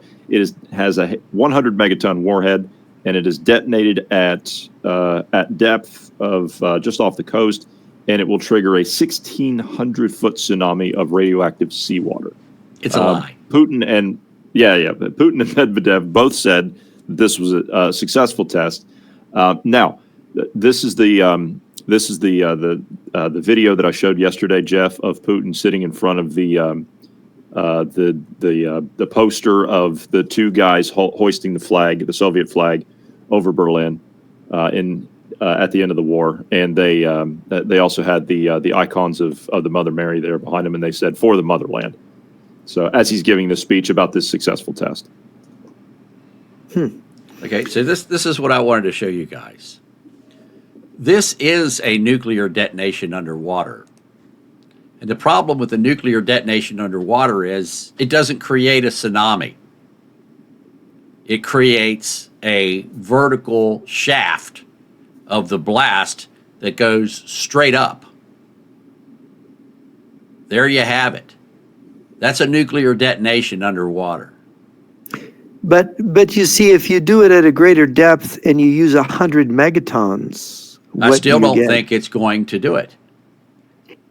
I think you're going to get... you know, you won't know until nobody's ever tested it, so you won't know. Well, the Russians claim they have, but yet there's been no tsunami warnings anywhere else in the world from it. No, I can't believe they couldn't have tested without it being detected. Right, we would have picked it up, just like they claimed they claim they've tested it. Yes. No, They claim they had a successful test of it. Yes, no, but they didn't detonate it. They're not claiming they detonated. Yes, they did. They claimed that they had a successful test of this. They also claimed that they had a successful test of their nuclear missile, their nuclear cruise missile. Yes. Well, we know that that's a lie. And the way we know that that's a lie is we've picked up no radiation from it. That cruise missile, if it did fly, is nothing more than an airborne Chernobyl. The radiation from that would be traveling all over the place, and we would have radiation detectors going off all over the place. If they had set this nuclear torpedo off, well, we would have seen that seismically. There's no results of that. And additionally, if it sets off a tsunami, how come there was no tsunami? These are just lies that the Russians are putting out. It must have been a virtual test if it was, but you're adding fuel to General Hodges's analysis that this is another example of Russian bluffing. They don't have the weapons they claim they have. They're puffing their chest out, and that it's all just to scare people. I think it's a combination of the two. Mm-hmm. I think so you would say that they're at the same time they're doing the scaring tactic that will get people to not believe, get professionals not to believe them, while they're preparing a whole different set of surprises for us. Exactly. Yeah. Don't let the one hand see what the other hand is doing. I think all of those surprises you're talking about, Jeff, I think that is headed towards the overture. I think that's the great terror. We're going to see, just sabotage operations, anything to peck at us, anything to weaken us and cause us problems. Yeah, we have a real problem in believing nuclear weapons and believing this. See, if it's like the death by 1,000 cuts, the two Chinese colonels, unrestricted warfare. I have a real problem with the people who overemphasize this book, because why would the Chinese publish their strategy? Okay, we know about this death by 1,000 cuts. They used it in Vietnam. With the Viet Cong. They used it in Africa. They've used it all over the world on us. It's not news. The communists use these guerrilla tactics and use terrorism and use subversion and so on. Death by 1,000 cuts. But you know what? If you read the book, there's this refrain throughout the book, and they say, "Oh, nuclear weapons are obsolete. It's death by 1,000 cuts. China doesn't want to build a nuclear arsenal. Nuclear weapons are stupid." And yet we find out then 20 years later, they put the shoulder to the wheel and they're building massive numbers of nuclear weapons and missiles. And it's like, oh, did they fool us? So we wouldn't rejuvenate our nuclear arsenal. So now we're facing a Russian nuclear arsenal, a Chinese nuclear arsenal, both combined, while ours is way past the shelf life. You heard what Hodges says about nuclear weapons that are more than 15 years old. Gosh, all our nuclear weapons are more than 30 years old. If 15 years is their shelf life, we're 15 years past our shelf life. Well, no, but we redo our missiles. We take them out, refurbish them, put new explosives into them, put them back together, and put them back in the silo. There's a group out of Offutt that is in charge of that and does it regularly. They do it with Sandia National Laboratory. Peter Pry told me, one of the last conversations I had with him, the late Peter Pry, is that he knew an expert from that industry saying that he doesn't believe any of those nuclear weapons were put together right, that it was, the sham of virtual testing is not adequate, and that we need real tests, and that we've got a problem with our arsenal. Now, I don't know who's right. Is Peter we're right? We're going to find out, because Trump just said we're going to do it. I thought we were going to do a test this summer. I don't know. I thought that was already announced. Wasn't that already announced? It was already announced, yeah, And but we didn't do it. We didn't do it. Why did we not do it? Or did we do it and it was a failure, and we have a problem? That's something I hadn't heard that we tried it. So yeah, well, no, you probably wouldn't have if we tried it in secret. Right. No, I think they would have announced that they were going to do it, and But I'm they confident. did announce, didn't they? I'm confident in our weapon systems. Mm-hmm. Because it's like this. It's like baking a cake. Once you learn how to bake the cake, as long as you do it the exact same way the second time, most likely you're going to get cake. So there is a problem. Look at the Saturn rocket. We couldn't build one today. Werner von Braun is dead. There's a lot of knowledge in the space program that was lost because these guys aged out, they retired, they died off. The people that knew that, it's baking a cake isn't always everything in the published recipe. There's things that people have in their heads that when they go, they're gone, and it's really hard to, how did they do this? This we're following the recipe exactly. Why isn't it working? Just looking at the space program, there's a lot of things in trying to get back to the moon. They keep putting the date back that we're not able to do now. And of course, not able to build a rocket as big as a Saturn V means we have to do it with less power. Well, we have the new super heavy lifter from Elon. That's bigger than a Saturn. No, it actually doesn't have the thrust of a Saturn, and it operates differently. It gets there by a different method. That's my understanding. My understanding was it was the largest, most powerful rocket ever built. It's the largest one now. I think you'll find a Saturn rocket has more thrust than the Elon's rocket does. All right, well, I'll have to look that up. We can look that up. I guess you can try to look. But this is why there's a problem. They have to go in stages. I think the technology is the idea that technology, once we have the cake recipe, we can always make the cake. But grandma died and she left something out of the recipe, I think is really how it works. We really do. Look at the Roman concrete. We today cannot make concrete as good as the Romans made it. Oh, Damascus We don't- steel. No, we cannot. No. Yeah. I mean, this is crazy. The Romans had better cement technology than we do today. Yeah, they did. And a lot of their structures are still standing that they made out of concrete. Ours would have crumbled by now. The most So- powerful rocket ever built was SpaceX's Starship. Does it actually have more thrust than a Saturn V? Does it have as many stages as a Saturn V? How is that defined? I think that's thrust. Let me check here. The Saturn V had one. Was it one booster or was it 5? You're muted, Jeff. Yeah, it was numerous boosters. Yeah. I mean, I was reading up on this, and it's interesting. We can look at this now because they can't. It's twice as powerful. The Saturn V has 3,460 metric tons of force, whereas the super heavy Starship has 7,590 metric tons. So it's more than double as powerful as the Saturn V.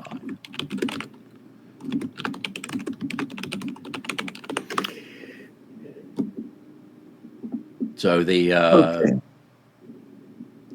So yeah, the super heavy lift is Yeah. the Saturn V Yeah, will do 1.6 million yeah. foot-pounds of force, or excuse me, 7.6 million foot-pounds of force, and the Starship Super Heavy will do 16.7, so more than twice as much.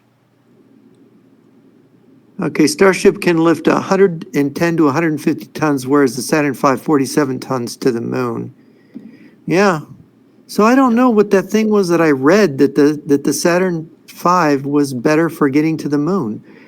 But there's some kind of problem with the SpaceX Starship, isn't there? That its ability to do this, they've failed on a number of tests, or have they finally succeeded? They've failed a couple times, but one of the failures was intentional. It was intentional? Yeah, they wanted to see how far they could stress it. And the crazy part about it was it survived. They thought they were going to break it. They were trying to test it to its breaking point, and the damn thing survived beyond the breaking point. It did have some bent fins and stuff on it when it came back, but because I follow those because they launch them just south of me. Yeah, because I thought that it was that they were really having trouble getting the Starship to work. Has it now succeeded in its tests? It's getting better every time they go up. They've only had, I think recently they've only had one failure. I thought they had multiple failures. No, I said recently. They had one previously, recently. but recently they've only had one. So they've had multiple successful launches and then another failure, but they're getting better at it. So Starship is 10 meters taller, but 1 meter smaller in diameter than the Saturn V? I thought it was more than 10 meters taller, but I think it's... when I saw I saw a picture of and the it's heavier than the Saturn V by more than 100 tons, right? yes, I know it's heavier, Yeah. but Interesting. Yeah, I don't know. It was I'd read something about it a while back and was wondering, in the cost of this. This is one of the things, is the inexpensiveness of Elon Musk's rockets for putting things in low Earth orbit has revolutionized space communications, and has put the Russians really into the shade. And the Russians are just a distant third in the space race, maybe even not third. Is that your understanding? I'm sorry, I was doing something. Say that again. The Russians are a distant third in the space race now, behind China and the U.S. in terms of their ability to put tonnage into space. I think it's just with what Elon Musk has done, I think he's literally he's priced them out of business, for lack of a better phrase. And the Chinese are being priced out of business now too. Yeah. He's reduced the cost so much. I mean, what was it you were telling me? He's got it down to, is it $250 per kilo? Is that right? It's some astronomically cheaper. I think it's 30 times cheaper for him. I heard a lecture by Greg, he's one of Elon Musk's. Autry. Greg Autry. I got a chance to meet him, and he said it's like 30 times cheaper for Elon Musk to launch something into orbit than the Chinese can, and the Chinese are complaining. And the Chinese had the cheapest before that launch. Chinese. Have you seen a Chinese space launch before? Have you ever been? Have you ever had the privilege of witnessing that? No, God is no, right. I haven't. Their rockets, they fall back to Earth, and they usually fall in like a neighborhood somewhere. Yeah, some and province. kill people. Yep. Yeah. That's crazy. Yep. It's just it's so god awful just to watch it. I mean, it's painful to watch. Yeah, it. I actually broadcast them live when they do it, and I'm going. And my joke is, which town is the rocket booster going to land on this time? Which province is going to be up in flames? So I did a side by side. I did a side by side comparison here, and I'll show it to you guys.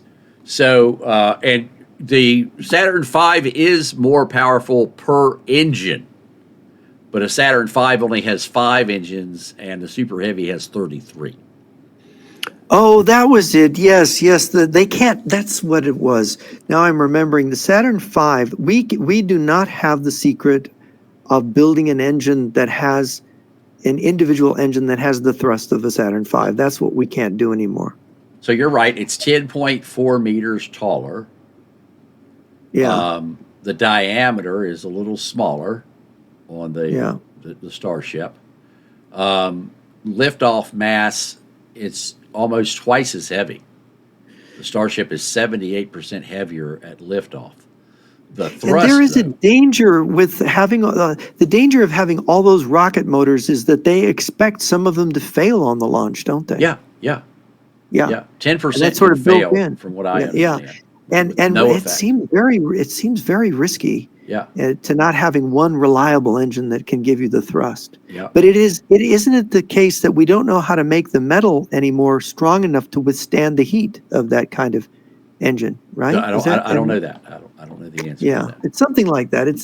But we can't make a single rocket engine that's as powerful as the Saturn V today, which shows that there's something in Grandma's recipe that we don't know anymore. Just like the Roman So here's concrete. we're close to it because the Saturn V has 680,000 foot-pounds of thrust, and a single engine on the Super Heavy has 510,000 pounds. So that's only 170,000 pounds per engine difference. So the payload of the Saturn V was 140, and the payload of the Super Heavy is 150 to 250. So it's expendable here and caught by a tower here. So it's cheaper in the long run. So, and they've only had one failure.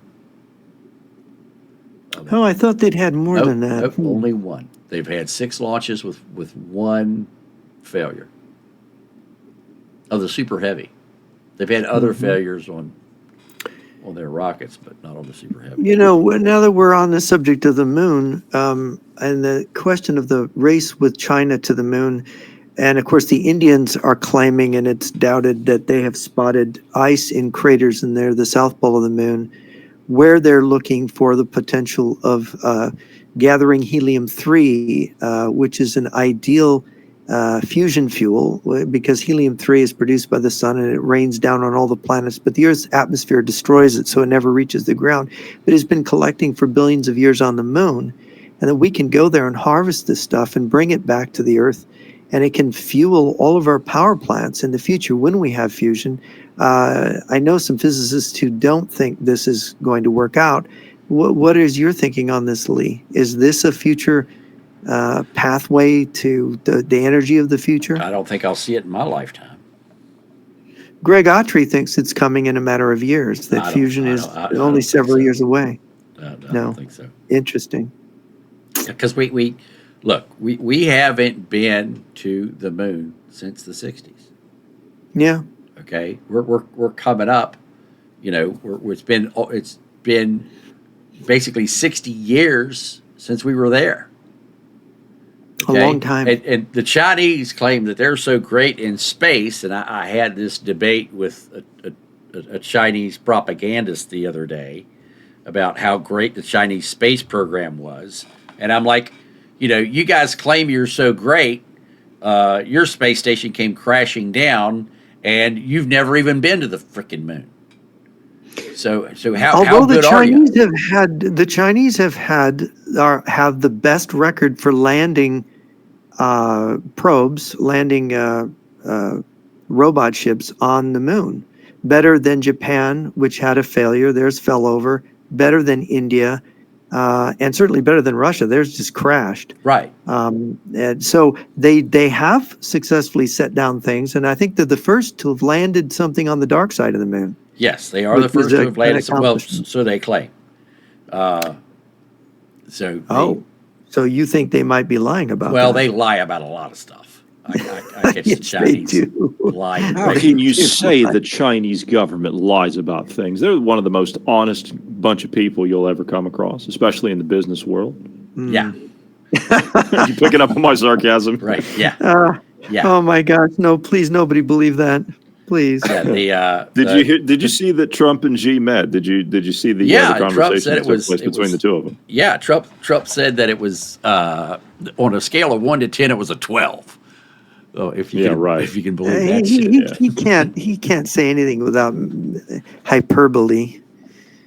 Yeah. So it was absolutely. Do we have any questions? Let me check and see if we've got any questions. So if you got a question, now would be the time to put it in the chat, folks. This has been an excellent broadcast, starting out with General Hodges. So I'm not worried about the comet, so we're not even going to waste our time with that. Maximum thrust and total thrust. Maximum is what it'll do for a short period of time. Total thrust is what it will sustain for the entire flight. So, Lee, while we're waiting, can I do a shameless plug? Sure. I got my radio. Everybody that doesn't have your radio, get it. Yeah. Yep. If you're on the KLW World News Network, make sure you get the radio we're recommending.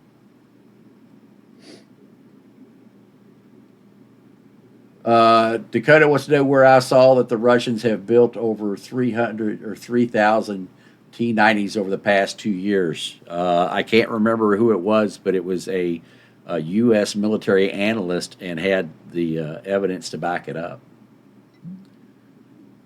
That was 4 months ago.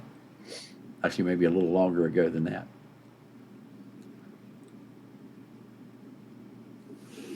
That's a lot of T-90s, and they're only been throwing away their old junk in the fighting in Ukraine. Yes, which is exactly. The question is, it seems strange, but would it be possible for Jeff and General Hodges to get into a written debate? I doubt that. We're not here to debate General Hodges. We're here to have him give us his opinion. Yeah, I think it was very interesting what he had to say. Yeah, be here Sunday. We should take it into account. Yeah. How can non-military Americans help in the war effort? Join the KLW World News Network, feed us information, and we'll share it with the world. That's the best way. Even if you can't do that, I think just sharing out all the stuff that we do. Yeah. All the podcasts, all the simulcasts, the videos, whatever. Just sharing that out with people, on your social media links or whatever, anything. I think that would be sufficient if you don't have the time to do the other stuff. Yeah, knowledge is power. Yeah. And we're fighting an uphill battle. I mean, we're skating uphill, or with ice skates on, with all this, because we all knew going into this that we're not going to make any friends. We're not going to be very popular. So, Jeff was telling what happens to people when you actually tell them what's going to happen. They throw you out. Billy Mitchell. Of course, Mitchell did something that I think he felt so outraged at the neglect of the United States Army Air Force that he accused some of the top brass of negligence that was causing deaths of pilots. And that's what I think got him put on trial. The leadership becomes very sensitive at the idea that they are, really blameworthy. I remember, there's been this effort to try to vindicate Admiral Kimmel in short. I think Admiral Kimmel's son is still alive and has been pushing for this. And I just don't see vindication for Admiral Kimmel, because why didn't he have submarines out patrolling looking for carriers? They knew the Japanese had First Air Fleet. They knew they could approach Pearl Harbor if they went through the gap in our air reconnaissance. Anybody could do the calculation that the Japanese did. Why didn't he do it? Why did he get caught by surprise? It's Kimmel's fault. I'm sorry. Even if Roosevelt didn't warn him, they were given a war warning. What was it, 10, 12 days before Pearl Harbor was attacked, that war with Japan was imminent? I mean, I'm sorry. I know all these people, Pearl Harbor was a conspiracy by Roosevelt. Yeah, well, whatever. But Kimmel should not have been surprised. It was his job not to be surprised. I'm sorry. And if you got somebody as smart as, Billy Mitchell, who predicts it exactly, what was General Short doing with all of his planes on the ground and no reconnaissance out? Yep. I'm sorry. Those guys, I don't believe in vindicating them. I appreciate that the son wants his father's good name restored. I don't think Admiral Kimmel's name should be restored. He had submarines. They should have been out looking for Japanese carriers. Yep. Sorry. All right, Jeff, we got a question for you. Where are all of the interviews you have had with Lude? They're on my website, jrnyquist.blog. If you go, you can scroll back. There's like 45, 6 years of things that I've written there. And if you go through past articles, you'll see interview with Luda Media. You'll find them there. I think the last one I did was several months ago. Last year, I think I did 3 or 4 with him. Going back, I started interviewing him in May of 2022 when he came up with the 57-minute tape recording of a military-civil meeting about World War III in the Guangdong province. Very interesting, transcript of that meetings were a number of translations from Mandarin into English took place. I think that was my first interview with them, talking about their mobilization when everybody thought Russia was going to defeat Ukraine. And then they only went halfway and they abandoned it when they saw Russia was not going to win. I think that's an important thing. And you can sort of, then if you go through all my articles, you can pick out the ones with him, or you can do a Google search. For some reason, the Google search engines don't like me. Well, so you tell the truth, Jeff. They do. They filter me out. I try to find my own stuff, and it's like, I know I wrote that. I know it's still on my site, but I can't find it with the Google search. Isn't that funny? So we had a question from Ada. When do you think the Venezuelan thing will kick off? I don't think it'll kick off before November the 7th. I think that the Ford will have to be within range before anything transpires. Is it? Hold on a second. You said November the 7th. So okay. So given the position of the Gerald Ford, which it's currently, I think it's in the Med on its way back. Yeah. So it hasn't crossed the pond yet. Right. But are you also taking the upcoming election into account? Because that's on the 5th, I believe. No. No. Okay. Just up. Oh, what about Putin's birthday on the 7th? Huh? He's October. That's October 7th.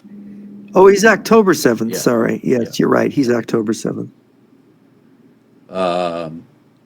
So another question is, how convinced are you of the secret speech of Chi Houghton? Chi Hao Chen. Yeah.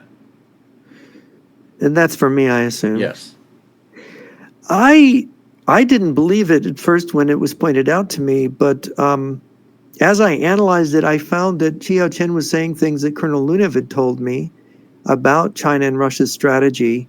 And as I reread the speech over and over again, I began to suspect it was true. And then I got a chance to meet one of the colonels in the Pentagon who translated the speech for the Pentagon. He was part of a team, and he told me that they identified apparently when you speak Mandarin, it has like a fingerprint, and no two people speak it alike.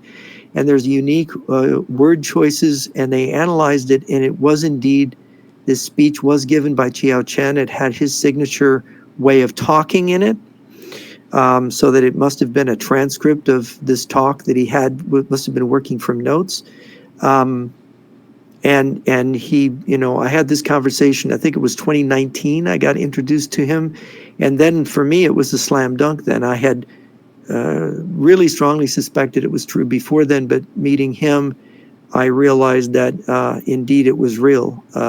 And of course, I don't know, these were the colonels that translated it. I don't know that our political authorities, the president, the White House, the top generals would credit it if it was like politically, we need to trade with China and that this can't be true. And the Chinese are just, this is just talk.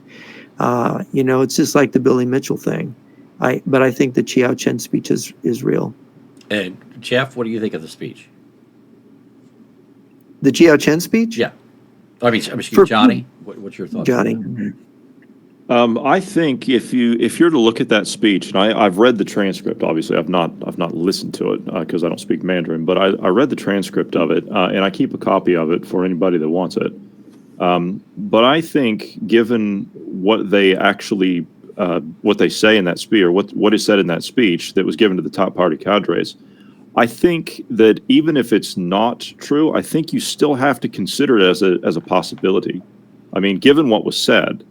If they actually intend to take over the lower 48 states, with the agreements you've talked about before, Jeff, with the Russians, where they get Alaska and Canada and China gets the lower 48, they intend to exterminate the native population of the United States. I'm not okay with that. I don't know anyone that would be. So, even if it was meant as disinformation, I do believe that we still have to take it seriously. Because there are people that think that way. They asked for my opinion also. And I think it's 100% true. And the reason I say that is because I have additional intelligence in addition to that speech, whereas that the property in the United States, the deeds to the land, have already been written up in China. They already have plans of not only taking over the United States, but who will own the land in the United States. Every square inch of the U.S. has already been divided up and determined who will own it. Additionally, China has a plan to shut down the United States and then bring their troops in 3 years later. And their plan is to turn off the grid in the United States, shut down all power generation, shut down all of the inverters, shut down all of the solar panels. They have went to the trouble to install shutdown systems inside of transformers, so that they can actually flip a switch, it will short out the transformer and catch it on fire. The Department of Homeland Security has identified some of these transformers and is rushing to replace those transformers. In fact, they went to a transformer manufacturer and said, you're going to make these transformers, you're going to make them for us, and you're going to start right now. They didn't give them the option of bidding on it. They went there and told them, you're going to do it. And we are watching those transformers being installed across the country. Additionally, we have the problem of the fact that the Chinese have already infiltrated into the SCADA system that controls the U.S. grid, which means that they can short things out, cut things off, and make an imbalance in the U.S. grid so as that it trips itself. And bringing the grid back online is not an easy thing to do.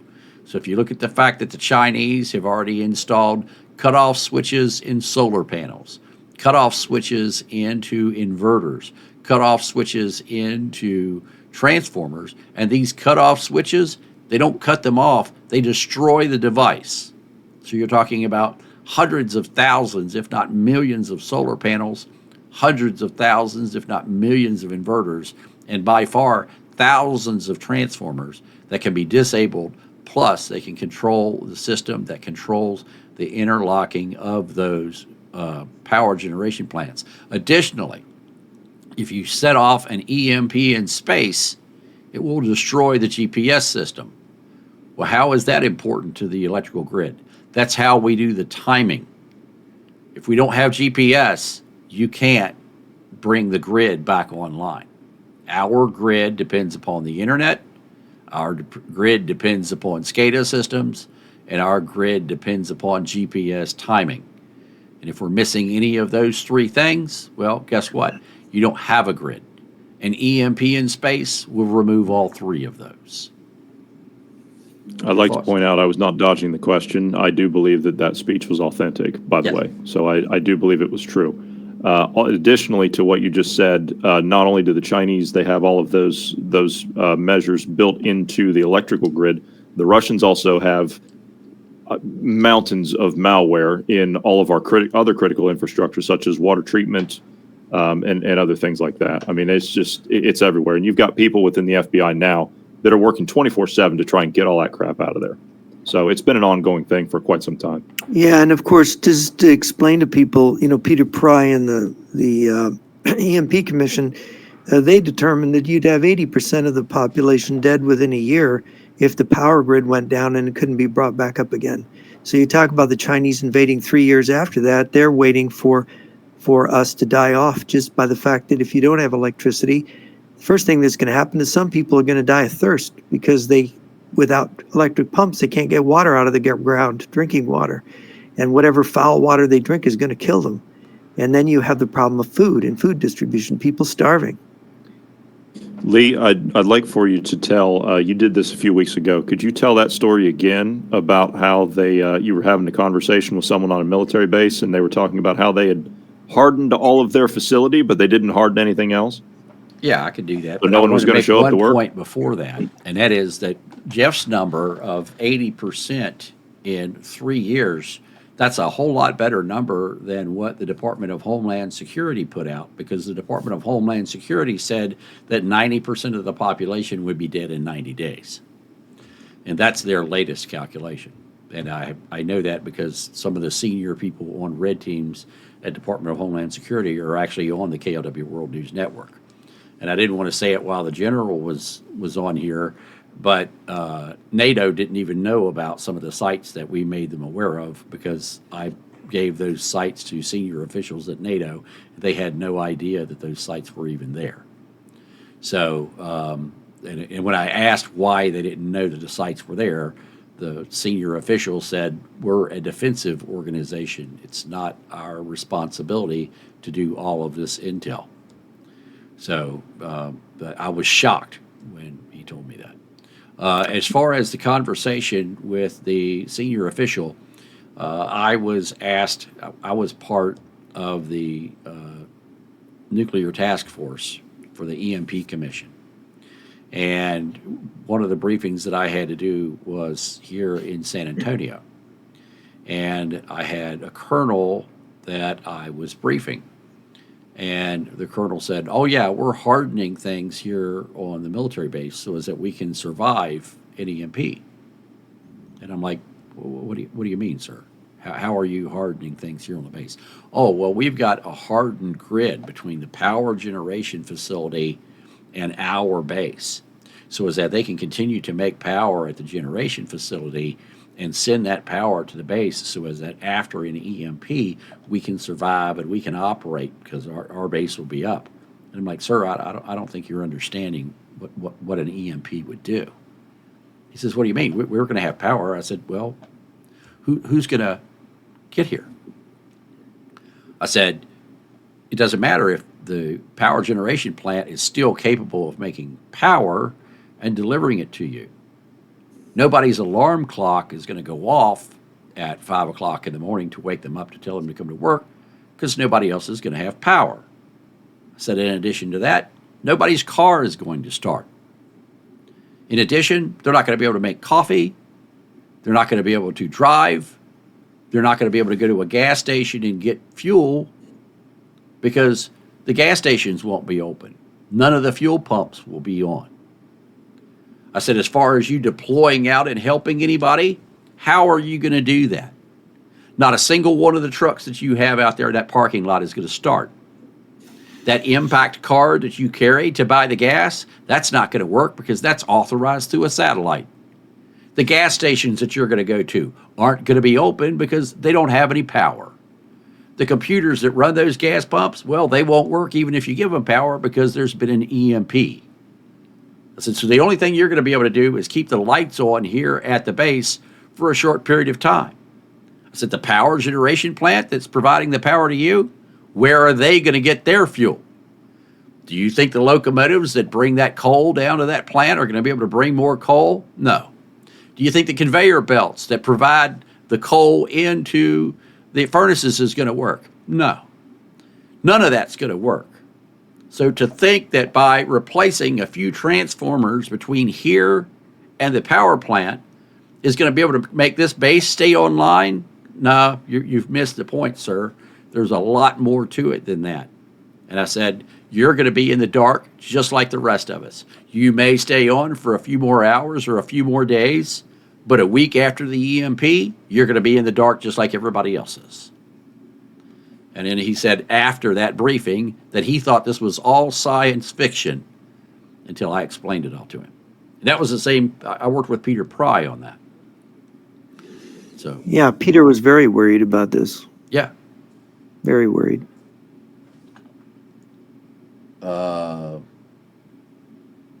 Let's see here. Let me check questions.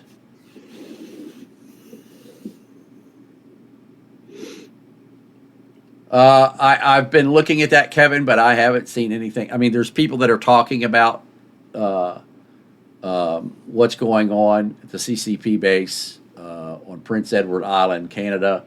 I haven't done a lot of research into it, but there's other people who are talking about it too. We'll look into it.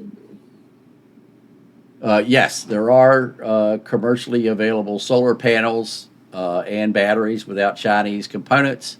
In fact, one of our members posted that on the network the other day. That's another great reason to be on the KLW World News Network. Just go to another shameless plug. Go to klwworldnews.com and get signed up.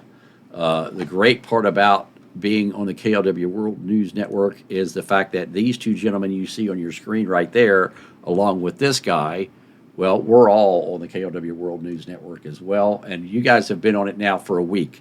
What's your thoughts? Or 2 weeks? What do you guys think of the network as far as the communications capabilities? The capabilities are good. I think it's I like the push to talk feature because I mean it reminds me of Nextel from many years ago. I mean when I was in the States, Nextel was how we got things done, and unfortunately Nextel went away and push to talk really never got outside of the realm of I guess just business stuff. So I mean it's good to have that feature back, and you and I can the three of us can communicate at an instant now without having to worry about the rest of it. Jeff, you've tried it a couple times. Yeah, it's good three-way communication. If some emergency happens, we can be informed immediately.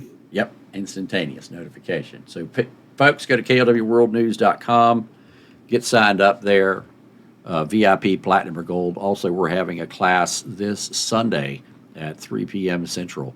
We're doing radio communications. I've got the radio right here. This is the KLW World News HFGCS system. It allows us to talk around the world even after an EMP. We are the only news information organization in the world that has this. The only other people that have this is NATO and the U.S. military. So other questions here.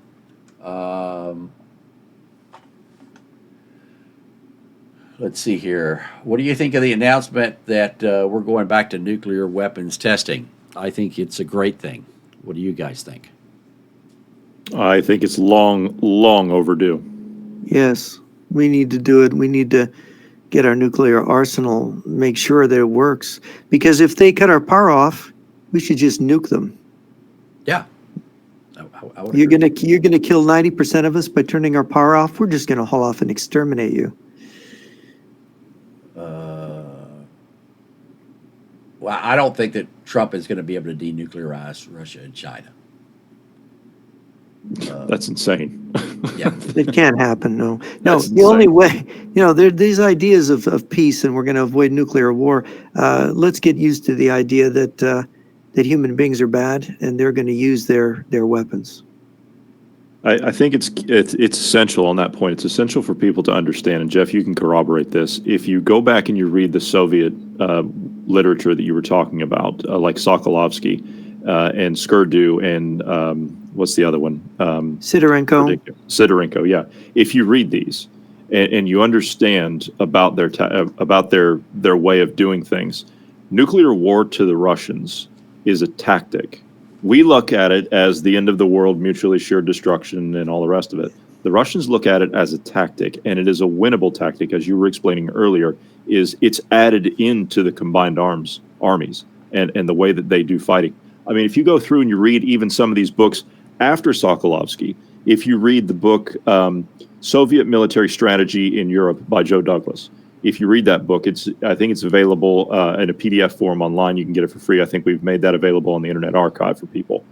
If you read that and you read about how and it just sounds so crazy to someone with a Western mind. Mm-hmm. If you read about how these nuclear weapons are used, these tactical nuclear weapons are used on the battlefield, and they're detonated to blast holes in the enemy's defenses, and then the Russian soldiers are to move through that radiation.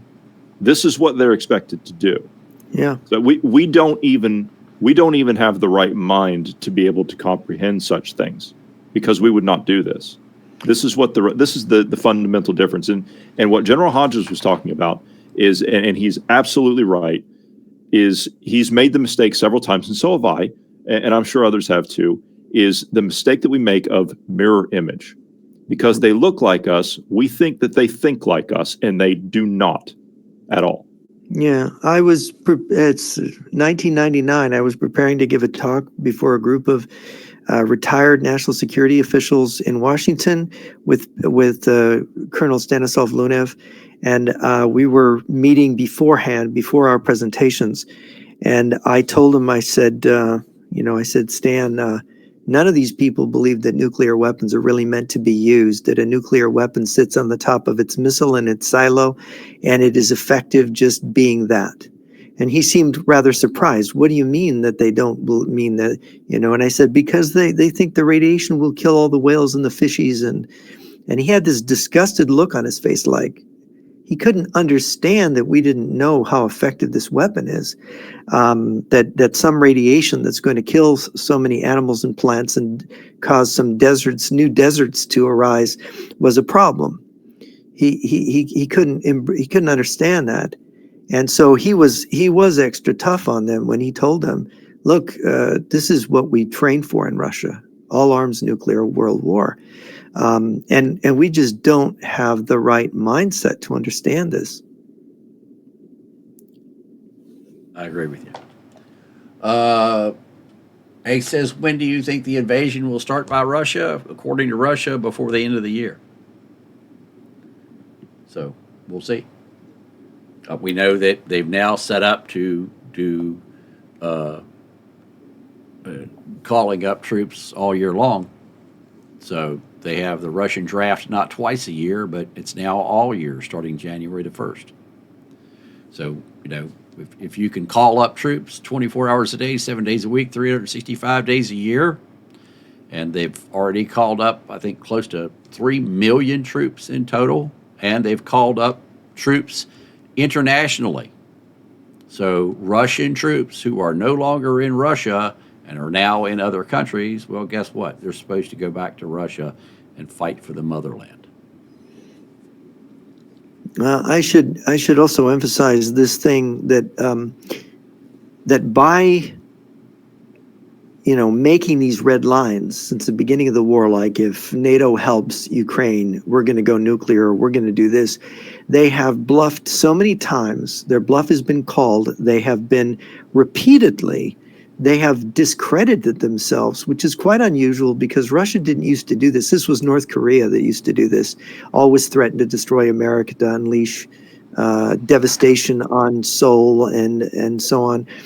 Now the Russians are doing this so that they literally are wearing us out. We don't believe anything they say anymore, but it's very useful because it is allowing them to mobilize and prepare for all-out war in the open, and nobody here believes it because, we've had 27 red lines. They had 27 red lines and we crossed all of them and they didn't attack us. So we no longer believe it. But now they're preparing openly, and this is what you do, Lee, is show how they're preparing. And nobody believes it because of the 27 red lines that they didn't react to. The Baltic states believe it. The Finnish believe it. The Swedish believe it. The Polish believe it. Yeah. But nobody behind those lines believes it. Yeah. Yeah. And to begin with, this is our prejudice. We don't believe nuclear weapons are really serious weapons.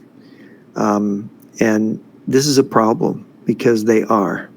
If you read Soviet military strategy, Sokolovsky is editor, Marshal Sokolovsky, the best strategic mind in the Soviet Union, in the history of the Soviet Union, and under his leadership, it says the main decisive weapon of the next war, World War III, will be the strategic nuclear rocket weapon.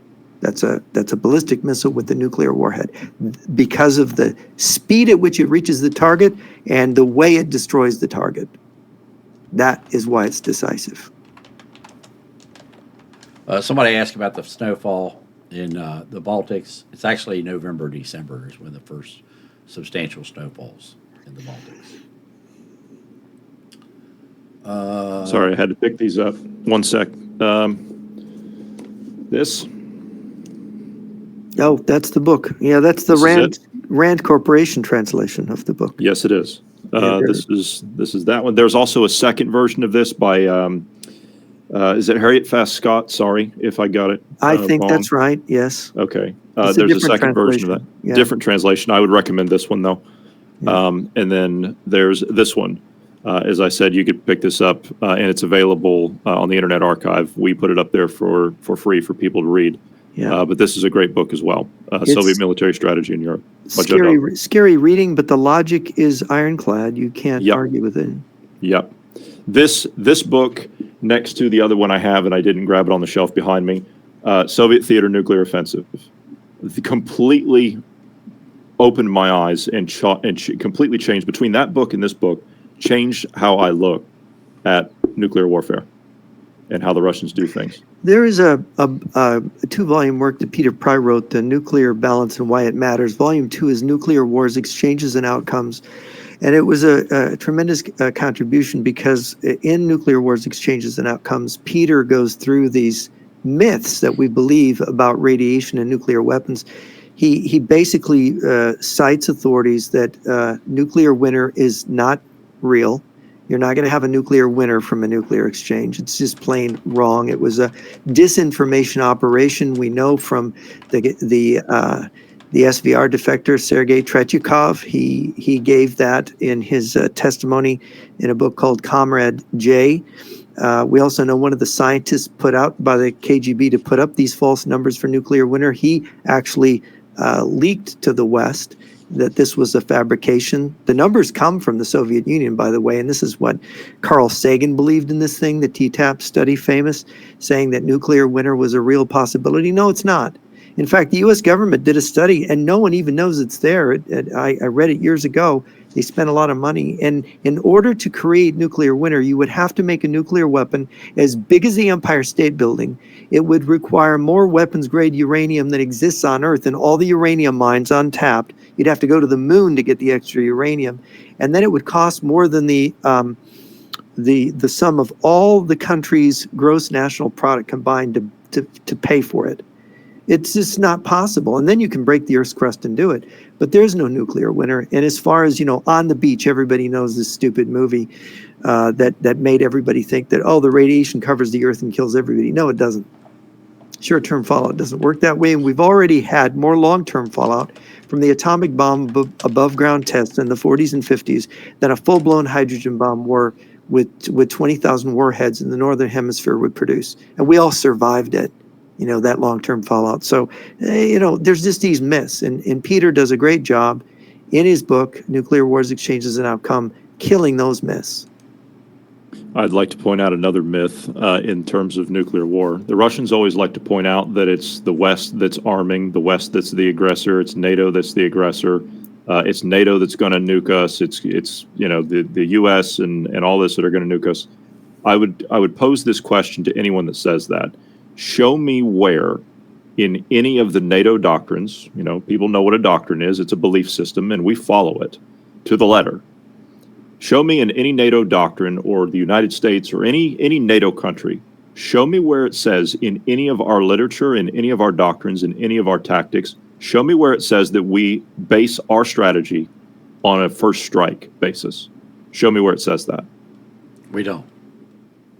No, sir. We So don't. we've got a question. Do any of you know about the man who now runs the EMP task force after Peter Pry died, constantly pushes Russian propaganda? I haven't been a part of the EMP task force since before Peter Pry died. The last experience I had with the EMP task force was in 2021. Was the last time I was involved. So I haven't been involved. It's been 4 years. I knew the lady that immediately took it over, and I warned her about this guy, these two guys actually that were pro-Russian, that wanted to take it over, and she wanted to quit and let them have it. And I tried to argue her into staying. I had not kept up with it. I didn't realize she had quit, and that they're in charge. Well, that's a real disaster to have pro-Russian imbeciles running that, because they are imbeciles in my opinion. I debated I was this shocked. guy. When I went and did, I was involved. The way I got involved was I was part of Pulse Power for the U.S. Army, where we tested EMP effects on vehicles. And so I was part of Pulse Power at Fort Monmouth in New Jersey, and I worked on a variety of other projects that eventually got moved out to Yuma. And that's how I got in with it. And then I was also an advisor for strategic power for the U.S. Air Force and some of their projects to be able to handle and power their critical infrastructure. I'm talking megawatt size backup systems that are EMP proof. In fact, my EMP proof systems are EMP proof to greater than 110 dB of EMP. So I have the most resilient backup EMP systems on the planet. My systems, some of my systems were in greater than 150 dB of attenuation of an EMP. So, those numbers came from Dr. Arthur Bradley, who was basically my subject matter expert and was responsible for testing all of the systems that I designed. So after they had taken all of the money that was supposed to be coming to me and put it towards buying COVID masks, when my money dried up, that's when I left. So, but when I was part of it and was briefing people, I was in utter shock at the ignorance of the people who were involved, to think that they were going to be able to drive Ford pickup trucks and go to gas stations after an EMP event over the United States. I was like, how can you even believe that you're going to respond out into the community, out into the world in standard Ford pickup trucks? How can you think that you're going to be able to use your Exxon impact card? How do you think you're going to be able to pull into a gas station? You think you're going to go to a hotel? You think you're going to go to a drive-through? I was shocked to find that these guys didn't even have stocked up MREs. Imagine that. You're going to deploy out in the field after an EMP for 30 days at a time. They don't have their own fuel truck. That's it. They have a tank of gas in the truck. Where's your food coming from? Oh, we're going to get it when we're out there. Really? You're going to go through a McDonald's drive-through or stop by a Buc-ee's like they do now and pick up your food. You're going to get your fuel at Buc-ee's like you do now. You're going to use that Exxon credit card like you do now? Where are you going to sleep at night? Where's your DRASH, your deployable rapid assembly shelter? What are you going to live in? They don't even have that. I mean, I was absolutely blown away and shocked by their lack of understanding of what is going to transpire when there's a massive EMP event over the United States. Y'all's thoughts? I should clarify, because the question itself, the original Congressional Electromagnetic Pulse Commission, where Peter Pry served as the chief of staff, is no longer in operation. It was defunded and administratively dissolved, but Pry continued to work through a nonprofit EMP task force on national and homeland security, and the Secure the Grid Coalition, which includes a lot of these people that work with Peter. Cynthia Ayers, is my understanding, took over Peter's organization. I don't know that she stepped down. I know that she was wanting to. So, it'd be interesting if the person could explain what they know about that. Is that what you're talking about, is Peter's nonprofit? No, I think he's talking about the actual EMP commission. The official. Well, the EMP commission, it was dissolved years ago. Yeah, they dissolved all that stuff, and I think any proposal that's been taken. Go ahead. The EM commission is still United States Electromagnetic Pulse, EMP. The commission to assess the threats is still operational. The director is Joan B. Woodard. And that's not my understanding, that the original Electromagnetic Pulse Commission doesn't. Is that something new then? Well, this is what I'm looking at right here. Yeah. Well, is that what the current administration? Yes. Yeah, this is their current. It's my understanding. Right, it's my understanding that every time that Joanne Woodard is by EMP commissioner. Well, there's a number of the original Congressional the original one is gone. Commission is gone. It's gone. Yeah. And you've got the Secure the Grid Coalition. You've got Dr. William Graham, former chairman of the original EMP Commission. He runs the website, firstempcommission.org. And you've got the Cybersecurity and Infrastructure Security Agency, which is within the Department of Homeland Security. You've got a number of these groups and organizations. So it's kind of a question of which one he's talking about, because there's so many of them, it's kind of confusing. So I just wanted to clarify. I would like a clarification on that.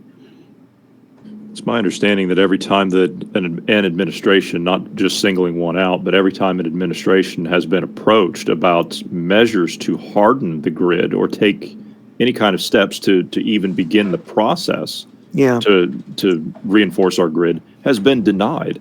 It's been blocked. It was blocked in the Senate. The first bill was blocked by the Republican from Alaska, one of the senators from Alaska. Then it was blocked the second time. I think maybe there was a third attempt, but they can't get it through Congress, and it's not that expensive to harden the grid. No, it's not. And this people, to go to Lee's point about the ignorance, and we're talking about the ignorance of the people that are in the system, that are part of the response to an event like that. Can you imagine? I mean, if you look at something like Hurricane Katrina, okay, let's just take that as an example, all right, because everybody remembers that. If you look at Hurricane Katrina, FEMA, look at how they bungled that entire thing. It took them 2.5 weeks to find the Superdome, which is a structure that you can see from space with the naked eye. It took them 2.5 weeks to find that structure, and you're telling me that they're going to respond? This is our, the Federal Emergency Management Association, whatever they call themselves. Agency. You're telling me, agency, whatever, they're useless as far as I'm concerned. In 1989, I called FEMA up, and I had all their brochures and nuclear war. I said, well, what? I don't understand this plan for nuclear war. Oh, yeah. Well, and I lived in Southern California at the time, and they said, oh, yeah, everybody's going to go out to the Mojave Desert to camp. And I said, you got to be kidding. Well, how is this going to work? Well, it's not, we know it's not realistic. We don't really have a plan. And then I said, well, I noticed in your brochures, there's no biological warfare thing here. Oh, well, we don't have one for biological war. And I said, you do realize that more people could die, or as many in a biological attack as in a nuclear one. Yeah, but we don't have that, That's FEMA. That was FEMA in '89 when we were in the Cold War, before the collapse of the Soviet Union. So what do you think it is now when people are less alert than they were then? It's worse. Yeah, of course. It gets worse every year because Now, we live in a second reality. We live in a false reality of a fool's paradise. Excuse me. we talk about our. No, you're absolutely right. You talk about our ill preparedness for a grid down scenario. Are the Russians and the Chinese, are they prepared for something like that? More so than we are. Yeah. Oh, yeah. I think that's important to point out to people is they're taking those steps and we're not. And they don't even care about their people as much as we supposedly do. They No, don't mind if we no. lose 10 million people. It don't matter. There were estimates done before a more sophisticated analysis. You go back to 1980 or thereabout, when there was a lot of concern about Russia's nuclear buildup and their supremacy, their strategic nuclear supremacy, or they were zeroing in on it back then before Reagan got elected. And you had estimates that Russia would lose several million to 11 million people, and the U.S. could lose the war by a preemptive nuclear first strike. These were not empty analysis. There were real people with brain power were looking at this back then. They're talking about David Pine, Pyne. Oh, I know David, and I've debated him. I was afraid that David would take over that nonprofit. That is who Cynthia had taken over after Peter's death, and I think she wanted to be done with it. But David is the quintessential Russian propagandist. He joined at one point. I think he got kicked out of the Committee on the Present Danger of China. He was on there, and I would debate him on their little Signal account in front of people. And he was promoting abandoning Europe, abandoning Ukraine, and then finally he got so bold as, well, we need to abandon Taiwan too. At which time he was taken to task by the leaders of the Center Committee on the Present Danger of China. When he throws Taiwan in there, then they booted him, huh? Well, they had a talking to him, but he was not deterrable. He would constantly chip away with this pro-Russian propaganda, and I debated him till I said, hey, he's not worth my time anymore, But what I heard was that he and a friend, they wanted to take over Peter's organization, and I knew Cynthia had taken it over. I talked to her about him, but yeah, no, he's incorrigible. I mean, I just can't, and he was claimed, at least, and maybe he was, to be the advisor to Ramaswamy, the Republican presidential candidate, that this was the advice he was giving to Ramaswamy, which is just scary to think that he could be Ramaswamy's, national security advisor if that guy ever fulfilled his presidential aspirations. But, David Pine is a hazard, as far as I'm concerned, in my opinion, in his geopolitical views. You can lump him together with, of course, people like Douglas McGregor and Scott Ritter and Tucker Carlson, people who completely discredit themselves every day, but nonetheless believed by millions and millions of people. For what reason, I can't understand. Come on, really? After seeing there's this, Larry, my friend Larry Johnson. yeah, He's sitting there next to oh no, Steven Seagal and Steven Scott Ritter. Seagal They're and all in Scott Moscow. Ritter. yeah, the They're Russian on show. Moscow the other night having cigars. Yeah. Yeah, Larry. I had violent argument with Larry on the phone years ago over Russia. Put that back up. I didn't have you full screen there, Joe. He was pro-Russian. Hang on, then, I'll put it up. I'll send. Yeah, hang on. No, these people, and of course they go to Russia, they get the nice cigars, they get the nice liquor, the Russians just to give you the time of your life. They'll tell you that they're going to give you the time of your life, and you be their friend, and they're going to treat you right, There you go. There you go. Yeah. So we've got Scott Ritter. we've got a two-time convicted pedophile, Scott I Ritter. think he's just one time convicted. I think they let him off the first time. Nope, he's convicted twice. He's two? I've got the court records. Oh, Okay? wow. Yeah, I've done numerous newscasts about this guy. A convicted pedophile. Yeah, two-time convicted pedophile. And then here we have an accused rapist who left the United States because he had a pretty good idea he was going to get convicted of rape. And then this guy, which you guys are going to have to tell me about. Yeah, I know. Larry That's Larry Johnson Johnson. writes for Gateway Pundit, and he's very pro-Russian. He's former CIA, of course, and he's got the kind of thinking that goes with it, unfortunately. And he's friends with General Flynn's brother, I think, if I remember right. And it's a real shame that these people actually can be brought into line. But of course, the guys on the left and the right, they may have something that they really like to do that the Russians can help them with, Maybe. You think? Wow. Maybe. You guys need to read this. This was just sent to me by one of our members. China is building bunkers that allow them to fire missiles from inside of the bunkers. Nice. The links What about kind of this- missiles? Oops. I haven't read it yet, but let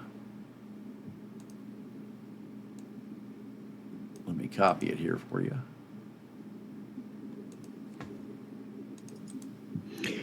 Yeah, that's another thing. This World War III preparation isn't just Russia. It's Russia, China, Yeah, Venezuela, they're one and the same. Iran. Yeah, they're all. It's the communist bloc. Nobody wants to use those words, by the way. You're a kook if you say communist or you say communist bloc. You're a real kook. Yeah, speaking of communist, I'm probably going to have Jimmy from Brooklyn on here as soon as I get done with you guys.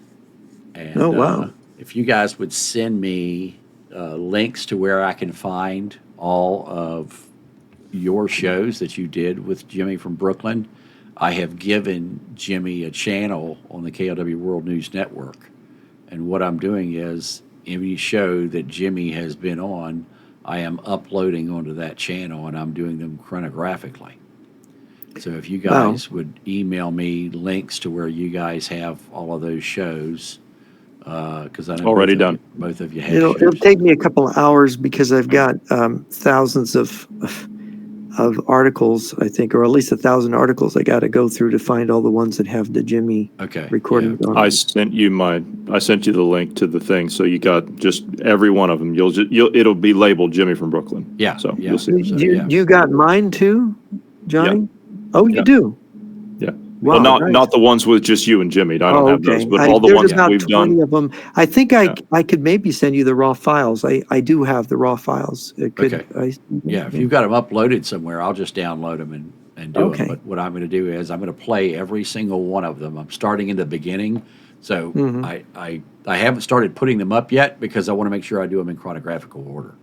And so I've got audio from 16 years ago, 17 years ago. Wow. From shows he did. So I've got all kinds of them. I've got over 70 shows right now, not including what you guys have. Wow. You Yeah, know, I this got is about interesting. 20 or so. Yeah.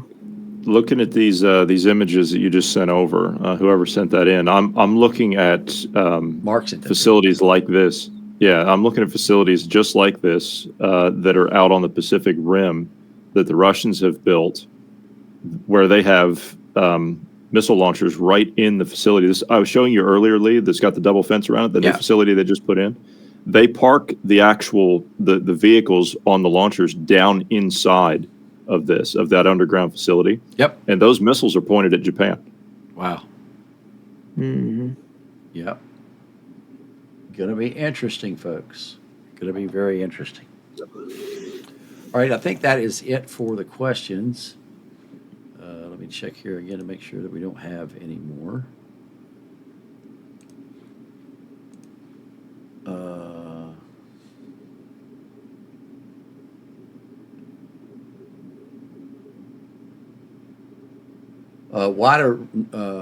Why does Russia have nukes in Cuba? Because they can.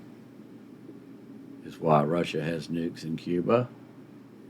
The Cubans have given the Russians authorization to have a military base there, a Navy base.